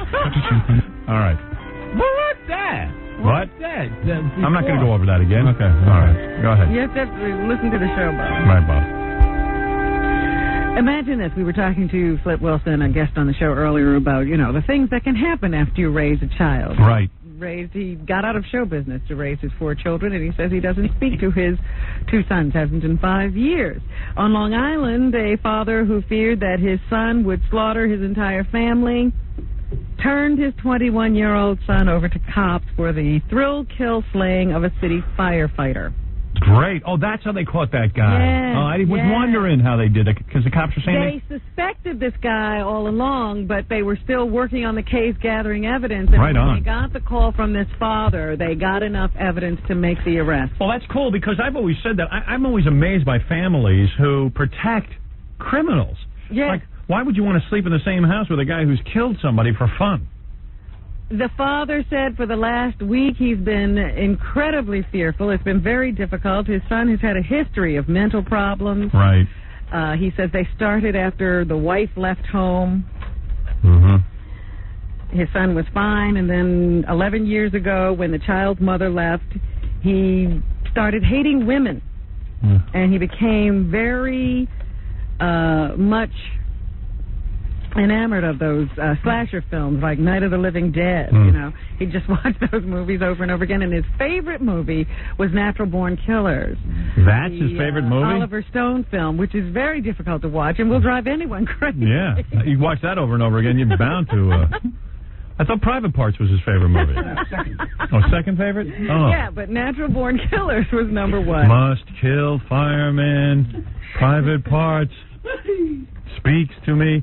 So if he hates women, why did he kill a fireman? He got a 9mm gun, right, and he started telling his friends that he just wanted to go out and kill somebody. So it was one of those situations. He had a friend drive him to a jogging track, and it was just whoever's there is going to get it. You meet so many lonely people in the world who can't make friends. Here's a guy who goes around telling his friends that he wants to go kill somebody, and he's got guys who are willing to drive him around. Not only that, but you have friends who you tell this to, and they remain your friends. Yeah. I don't have those kind of friends. I don't either. Most people aren't that loyal. And I would abandon anybody who told me this. What was that? Oh, thank you. Maybe Neil. Would stay with you? Yeah. Neil, I want to go fire my gun and kill somebody. Okay. So they're saying it was just that kind of a random act of violence. Crackhead Bob, if I want to go kill somebody, you'll go with me? Yep. Thank you. All right. You're me, baby. And so this young, handsome firefighter whose wife was pregnant with twins just happened to be jogging around the track. He's jogging along, and the guy stood at the side of the track, and he bent down as if he was trying to tie his shoes. And when the guy got very close to him, he just stood up and started firing his gun into him at point-blank range. I guess Crackhead Bob is a good friend of mine. I mean, he tattooed my face on his arm. That's true. Maybe he would drive you, if he could. Drive? Where you could kill somebody. Did you ever drive even before you stroked out on crack? One more time. Did you ever drive before you stroked out on crack? Yeah. You did. You were able to drive a car? Yeah. Oh, yeah. You can't drive now, right? Oh, no. No way. No. Unless you want You can't even read a road sign. Oh, no. Right. So you passed your written driving test, or you had a license? Yeah. You did? Yeah. Huh. So you could read at one time? No. I cheated on the written test? That's it. Oh. Who took it for you? Friend? I did, but you looked on someone else's paper. That's it. Right. Is that right? Yeah. Oh my goodness, I got to separate those desks. That's the honor system. Hey, why doesn't E-Television take Crackhead Bob over to bumper cars and see how well he drives? Let's see all the things he can do. Let's try him out at a bunch of just him different alone. things. Let's see if he can mountain climb. That bad arm. Crackhead Bob, mountain climber. Yeah. I did it. You did? One time. Yeah. Can you water ski? That'd be funny.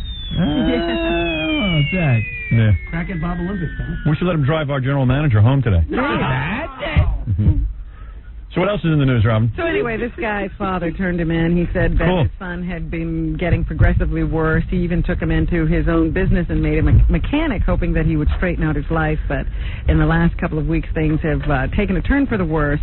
He started threatening the life of his girlfriend and their baby. And so you're telling me for a full week this dad knew that he killed a fireman and he didn't say anything? Yeah, he got indications that his son was responsible for that death somehow. Yeah. And then, he agonized over it, I guess. Agonized? I wouldn't have had any problem. I'd be right on the phone. That's what always surprises me about these. Well, I guess maybe you don't want to think your son has actually done that. Yeah. You want to try not to believe. I guess. And then, he just started thinking about how much he said he wanted to become Mickey and Mallory from Natural Born Killers. And it started to sink in that he really had started. So he finally just said, you know what, I've had enough of this, I'm turning you in. The autopsy results of John Benet Ramsey's murder were released yesterday. I turned my mom in for jaywalking.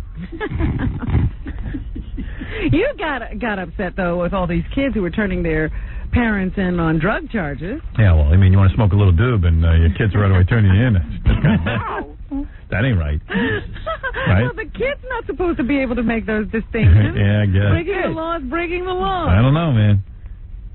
Bob wishes his kids had turned him in. Right. Yeah, you'd be able to talk today. That's it. They could have done him a favor. So you're saying that... yeah, the autopsy results were released, and the details some people are describing as shocking and heartbreaking. They say that she was horribly killed, of course, but there was also evidence that could lead you to believe that she was sexually abused over a long period of time. Bob is laughing. What? Bob, you're so inappropriate. What are you doing? Maybe it's time for you to leave. What? What is that? He's in news. Yeah, you know what? I forgot how retarded he is. Oh. Bob, the girl was sexually abused, and what are you doing? A shtick? No, I'm. What is that? I'm. You're crying? Dying. Yeah, but it's a fake crying. Oh, okay. Yeah. Oh, that was really scary. He wasn't crying. No. Come on. Wrapped around the strangled child's neck was a white cord tied to a wooden stick with the word Korea printed in gold letters at one end. They believe that the stick was used as a garrote to tighten the cord around the child's neck and choke the life out of her. Have a little laugh now, Bob? Bob. Crackhead. Now, he's a crackhead. Yeah, what are we thinking? Yeah, what are we thinking? Go ahead, you can make your jokes. And now he's all embarrassed. So anyway, that's Who shaves you, man? Me. You do? Yeah. All right. Mommy. Bob. Mommy. Bob shaved you? Yeah. No. Now we're talking about ourselves in the third person? George. I did it. I with a barber. And, All right. All right, you let somebody else do that. Okay. That's it, baby. It's a little wearing talking to a guy who grunts all the time. Okay, if you want, I'll leave then. Like a caveman. You and me. If you want, I'll leave. You and me. Baby. Authorities in Colorado believe that the releasing of these autopsy results will delay them in making any arrest in this case because they would have liked to have kept most of this information secret so that only the killer could have had this information. Yeah, it's really stupid. They released the autopsy, and now it's going to make it even harder to find the killer because only the killer would know those details. By the way, that guy, the FBI called me yesterday after the show. They wanted tape of the guy who admitted to being a serial killer on our program, and we're in the middle of cooperating with all that. And they even said that the guy on the phone is for real because he knew details about these murders in New Orleans that nobody else would know. That's what sparked their interest. Yep. So, I don't know what they're thinking when they release all that to the public. Well, I mean, they've certainly had enough time if they were going to make an arrest. What are they waiting for? John Benet will be graduating from college before they come up with something here. Oh. A young Long Island woman who suffered from multiple sclerosis and couldn't bear the thought of a pain-racked future committed suicide yesterday with the help of Dr. Jack Kevorkian. I almost called Dr. Kevorkian as soon as Flip Wilson showed me his penis. Why was that? Couldn't handle it. Didn't feel like living anymore. Karen Shofstall, 34, of Long Beach, died at a Holiday Inn. You just don't think of Holiday Inn and die. It's a nice place to go. Wouldn't you want to see a Holiday Inn room as your last vision before you entered the great beyond? I don't know. Yeah. She left behind a note explaining the decision to end her life. She said she'd had a pretty good life, not many regrets, and looking ahead, she just saw a lot of bad stuff. She'd be bedridden, diapered. She just didn't want to go out that way, I suppose. I hear the TV set was on the E! Channel. She checked out. She was diagnosed with MS 3 years ago, and the disease progressed at a terrible rate. MS, isn't that what Crackhead Bob has? No. Come on. Sound like it. Come on. She has started to openly discuss the possibility of committing suicide in the last couple of years, so I guess she somehow got a hold of Dr. Jack Kevorkian and he helped her out. MS, man. You know who has MS? Annette Mickey Mouse. Funicello. Yeah, Mickey Mouse chick. Mickey Mouse. Mickey Mouse Club chick. Annette And I Funicello. understand that she's not doing well. Really? Yeah, that it's progressed at a terrible rate for her, too. Hello, Dr. Kevorkian? It's me, Annette. How you doing? What's happening? You think she's going to check out? I don't know. I'm about as funny as Crackhead Bob right now. You're bringing the room to a halt, too? Yeah. Between me and you, Bob, it's really poor taste the show today. Wait a minute. M-I-C. See you soon, Dr. Kevorkian. K-E-Y. Why? Because I got MS. Riddled with disease. Yeah. She's real cute, man. I used to actually do myself to her. Oh. When she was, when I was older. I used to kiss her on the TV screen. Really? Oh, man. I didn't say I was kissing Bobby. I was kissing Annette. Voice came on. Sometimes they would switch real quick, though, in the middle of that kiss, right? And I'd open my eyes and... Hey, how much you want to bet that Bob can't say Kevorkian? Anybody want to take some money on this? You're on your own, babe. I mean, you say Kevorkian. Start again. What?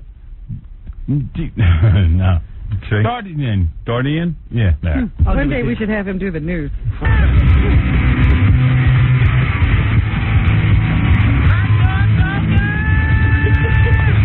Where'd you do that, in a club or like in a recording studio? Yeah, recording studio. Yeah?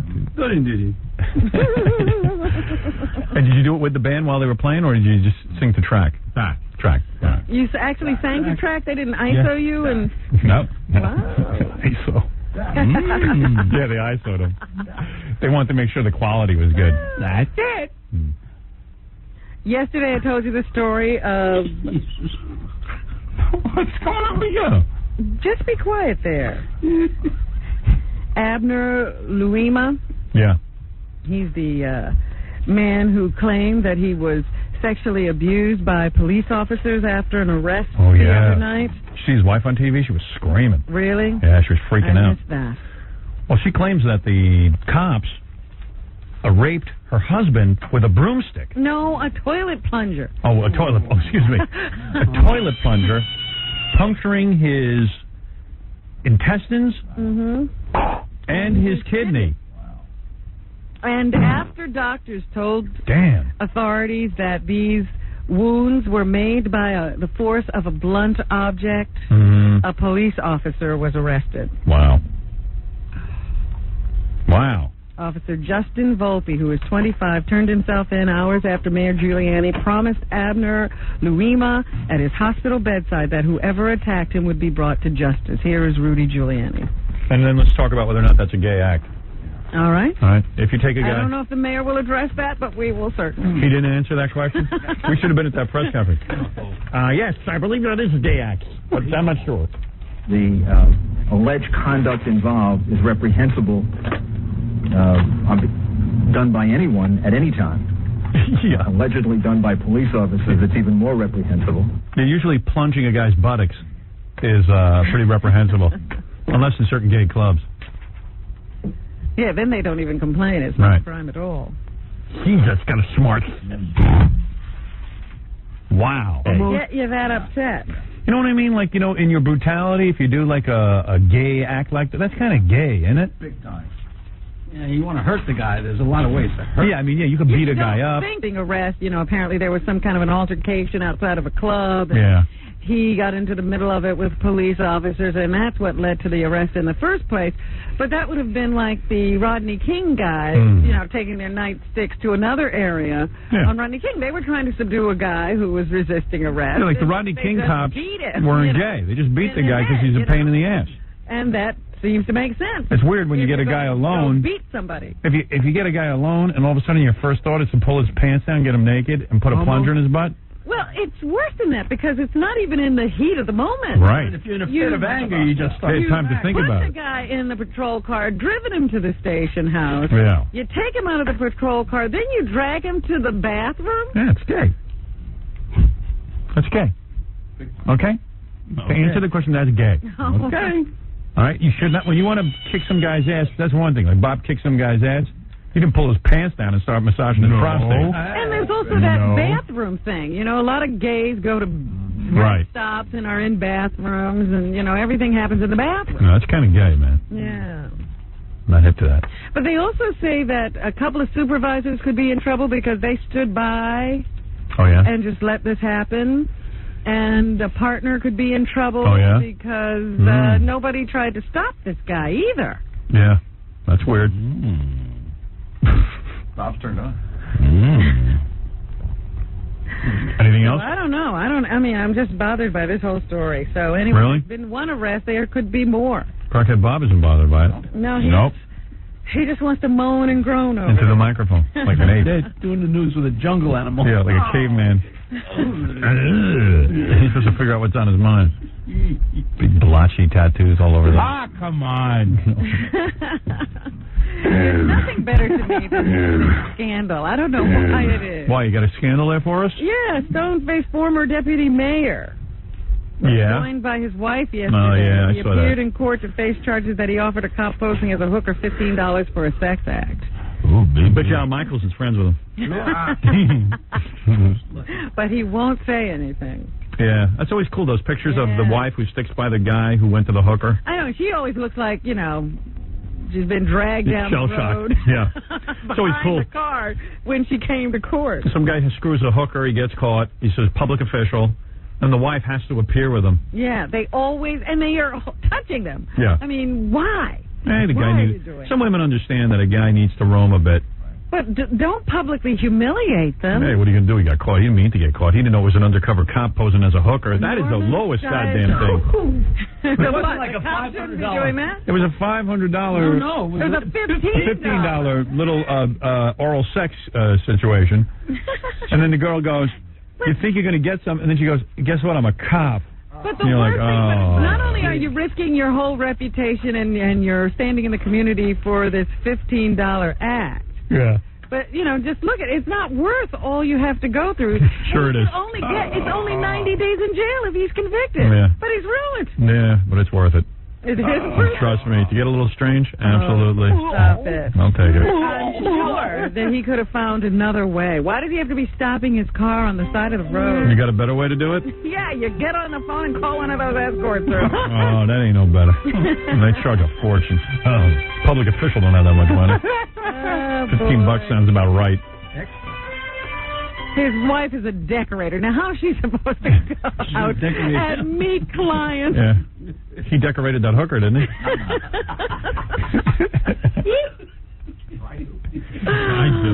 And then, of course, there are reporters running around going, how do you feel? How do you feel? How do you feel? Hey, I'm having a party, okay, you prick? Get away from me. Imagine that.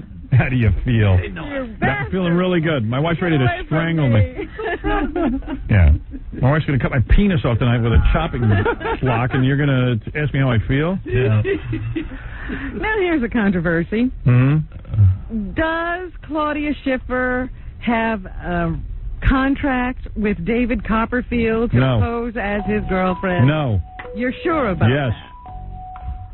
Yes. Why are you sure? Because that sounds totally ludicrous. Why would she... Such a weird story. Who could make that up? Claudia Schiffer has tons of money. She doesn't need to be his girlfriend, posing as a girlfriend. He is a wealthy man. If he was in fact gay, which is what that is implying, what does he care at this point to be in the closet? I mean, literally, he's not... You don't know who his family is. You don't know whatever. What a man... Why would you go to Claudia... How could he go to Claudia Schiffer and propose that to a wealthy woman and not be completely ashamed, and she would go, get out of here. I have my life to live. I'm not going to go through this sham. Maybe he knows something about her. No, it's absurd. There isn't enough money in the world to get a woman to be with that nerd. Two European publications carried reports of a contract between the supermodel and the magician that paid her for posing as his girlfriend. Yeah, can you imagine a written contract? Like, he's going to go up to a lawyer now and involve him in this. Let's Xerox. Yeah. According to the supposed contract, Schiffer agreed to maintain an image to the public which was consistent as a girlfriend, fiance, and confidant to Mr. David Copperfield. You know what? For that, she was to receive $250,000 per year plus reasonable travel expenses. I don't buy it. That sounds absurd. Now, they have seen the contract. They do not say that they are verified. That's okay with me. You know, I just don't think that Claudia Schiffer would do that. Not with her career. Know her. Not with her career. No way. No way. I don't know. She's a wealthy woman. Very strange. I believe anything at this point. I don't believe that. I'd sooner believe that a guy would keep smoking crack after he had one stroke. And, you know, that's it, but that's so. That's so. And that has happened. Yesterday, I told you this off the air. There's a new law down in Louisiana. Carjackers, beware. Yep. If you attempt to take someone's car by force in Louisiana, they have the right to use deadly force. That's so cool. Here is State Representative Jacqueline Clarkson. Yeah, I think that's a cool law. Yeah. It's not just for guns. I mean, if they want to try stabbing them with a knife, or if they want to try hitting them over the head with their high heel, or anything else you can think of, they are not going to be held, criminally liable for having assaulted or killed someone. If a guy breaks into your car, you have every right to kill him. That's right. You can do anything you want, essentially, to them. Like she said, if all you've got is the heel of your shoe, poke his eye out. Which is so weird. You have every right, and nothing will happen. Robin did a case earlier that said, I don't know if you remember this in the newspaper, but a guy set up his alarm system in his house to electrocute the intruders. It was a tavern. Yeah, and now he's being sued for doing that because he electrocuted. And he could be charged criminally. Yeah, that's unbelievable. Now, I told you that I think most white people are in favor of that law. Of these laws. Well, in Louisiana, it was very funny. The vote in one of the houses of the state legislature was 133 to 1. So there was absolutely no opposition. I wonder who the one was. I went out on the street. I asked black people and white people what they thought of a law that would allow you to electrocute people who intruded into your home. Okay. All right, what do you want to hear from first, black people or white people? Let's hear the white people. Okay, this is not doctored in any way. I swear to you. We just went and asked people questions. I don't know how this is going to turn out. Okay, take a guess. What do you think is going to happen? How about, do you think that every white person is going to say, I'm for it?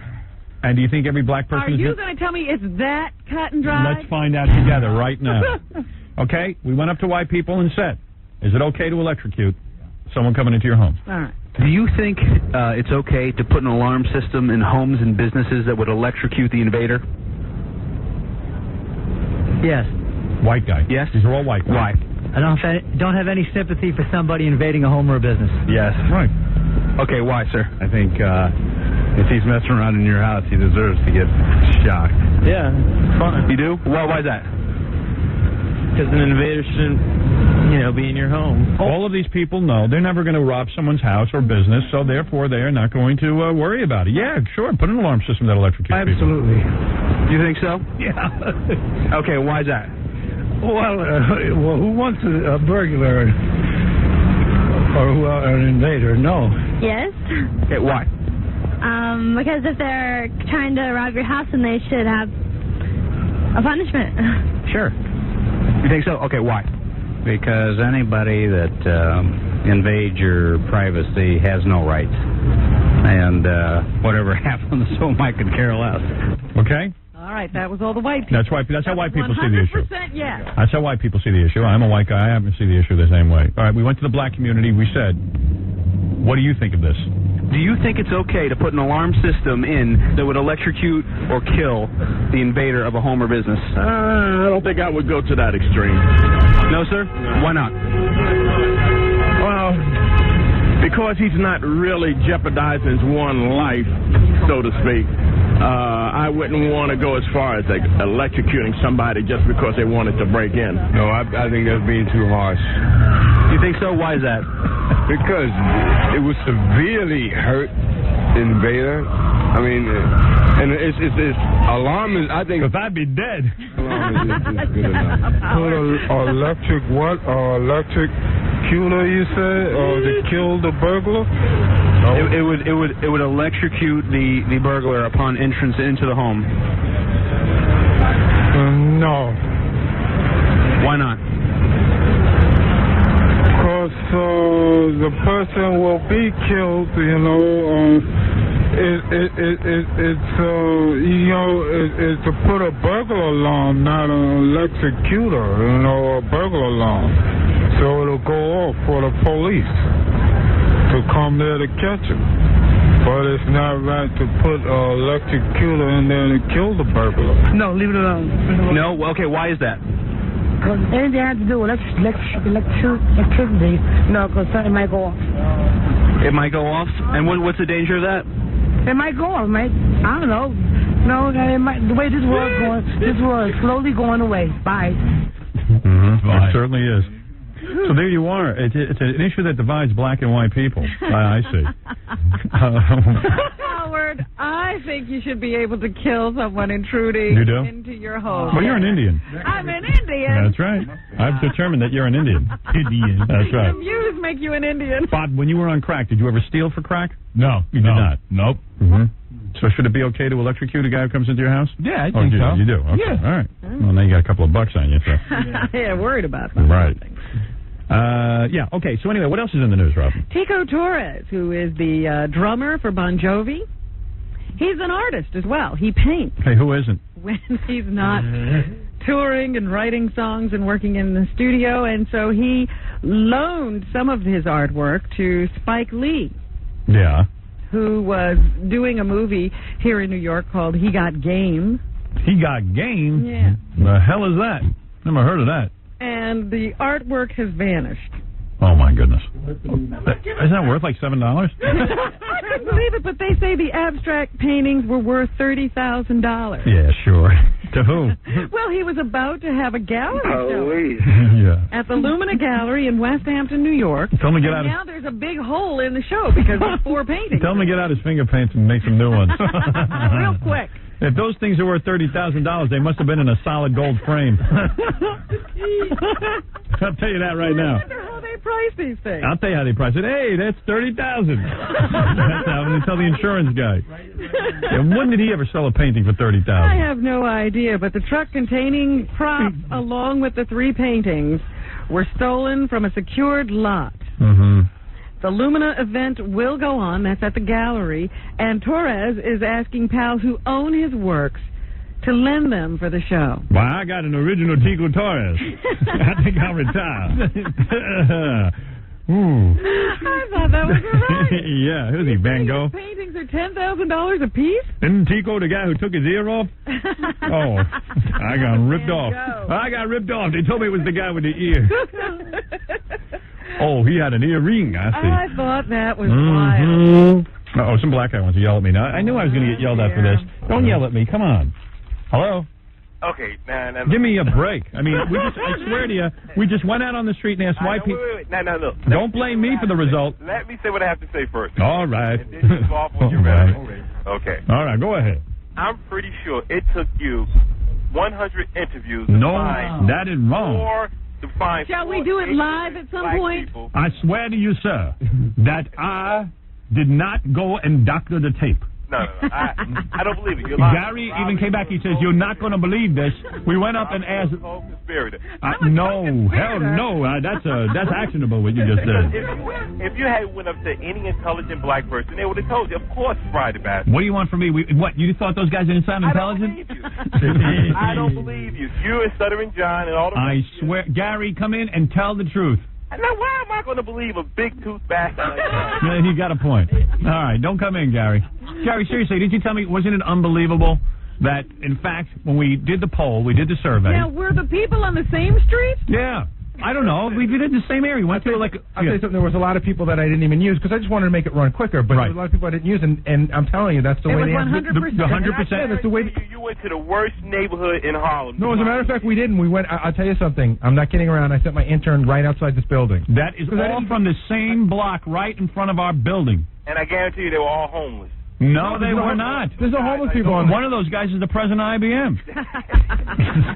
The guy who said like this, I don't believe that man. I guarantee you he was a homeless guy. And all of those white people that you interviewed, I guarantee you they were people that were, they're probably right there in your office. No, I swear to God, that's not the case. Another fact, the black people we interviewed all own Tico Torres paintings, sir. They all own Tico Torres paintings. Why don't you ask me? I'm a black person. Okay, we're asking you. All right, let's ask you. I volunteered my opinion. Right. Are you going to ask me? Go ahead. Go ahead. Okay, I feel as though anybody that comes in your house should be fried and or shot. Well, there you go. You're in the minority. Right. Don't take So that I'm not in the personally. minority, and I know that for a fact. And you're not black. Why don't you go out and do your own survey? Kevin, you're on the air.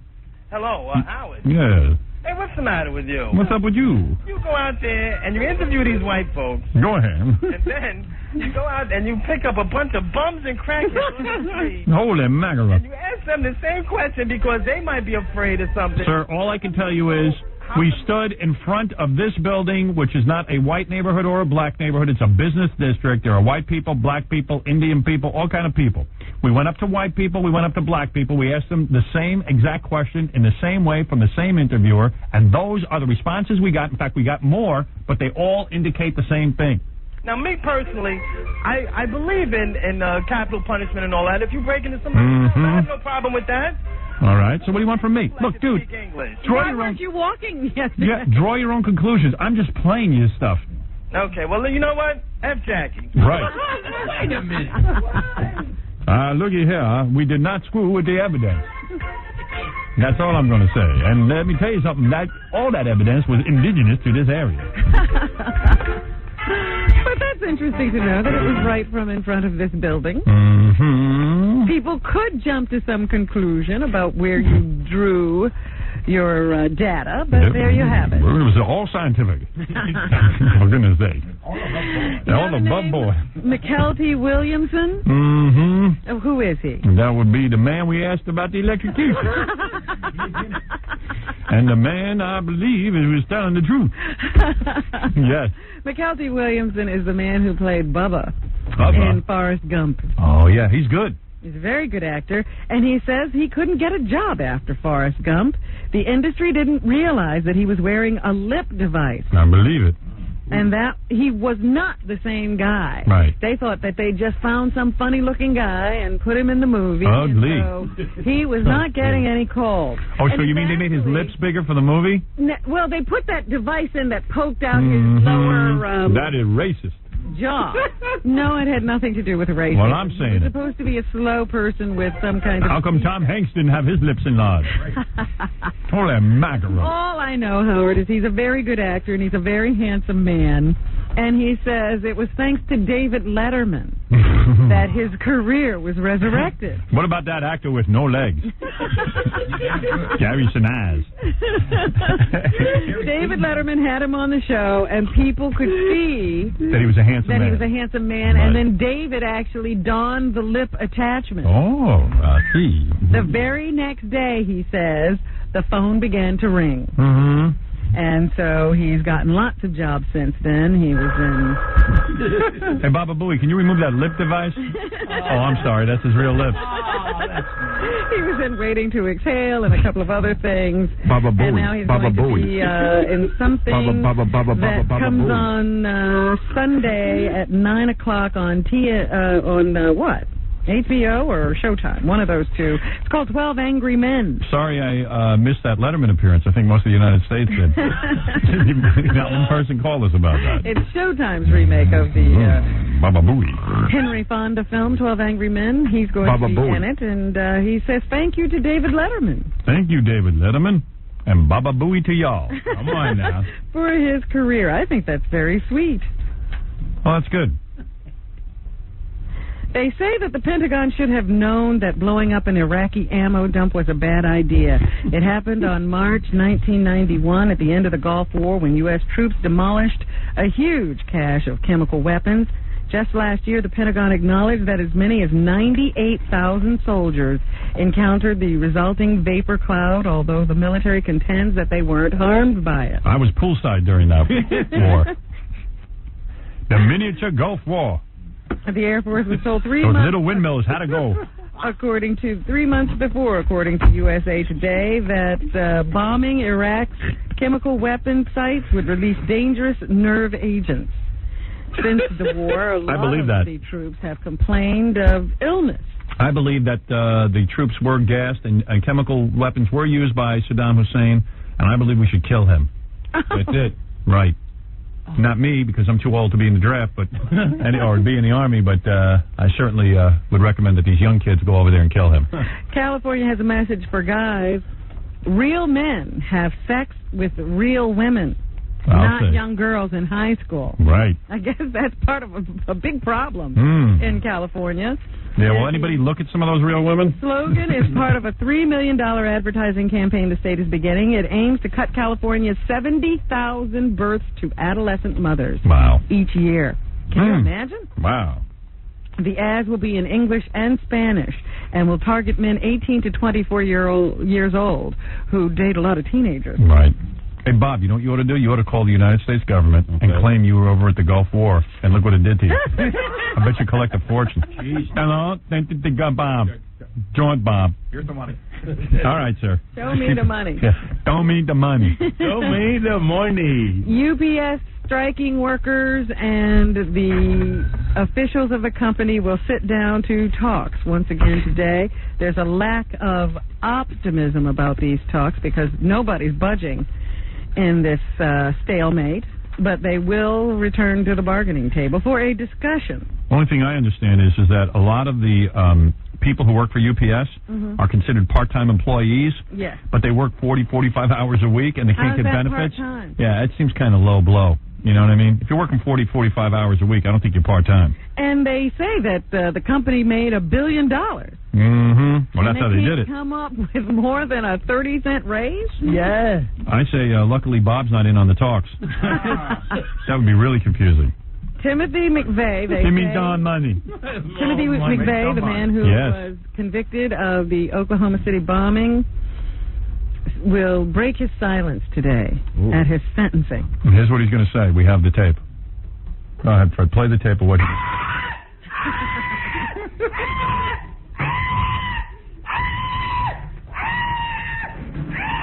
He's a raving lunatic. Kill him already. McVeigh tells the Buffalo News that he's going to make a statement at his formal sentencing hearing today. Wow. Good Lord, he's noisy. Oh, yeah. The jury that convicted him last month voted the death penalty.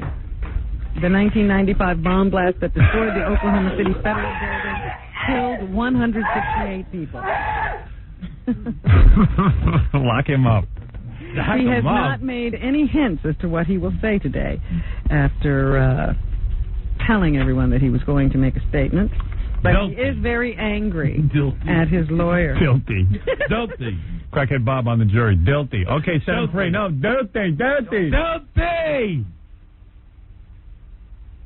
Are you done? We found him. He was waiting 3 days for me to show up with a book signing. Crackhead Bob. Is crazy. Thank you. Just imagine this, here's a woman, she was hit by a train, and it turned out to be a good thing. Her name is Mary Dignan. She got hit by a train last month, and it has saved her life. She's a lawyer in Sacramento, California. She was hurrying to a hearing when a light rail train struck her and knocked her unconscious. As a precaution, the doctors did an MRI scan to get a look at her brain, and they found a tumor. Wow. Ooh. She is preparing for surgery, and doctors say her prognosis is good because they found the tumor early. I think that's how they found Liz Taylor's tumor, because she looks like she was hit by a train. How's the train? Oh, my goodness. You're so compassionate. Yeah. That's too. Uh-oh. Liz, get in front of the train. Well, sounds pretty interesting, Robin. Isn't that amazing that, you'd think a terrible thing, being hit by a train. Yeah, Bob, go stand in front of a train. Maybe something lucky will happen to you. Okay. Turns out it saves your life. Right. Lucky woman. And two of Mets outfielder Carl Everett's children will stay in foster care. Yesterday, a family court judge denied the baseball player's plea to take his kids home. Wow. A Queens family court judge ordered the 5-year-old and the 4-year-old to stay in a foster home.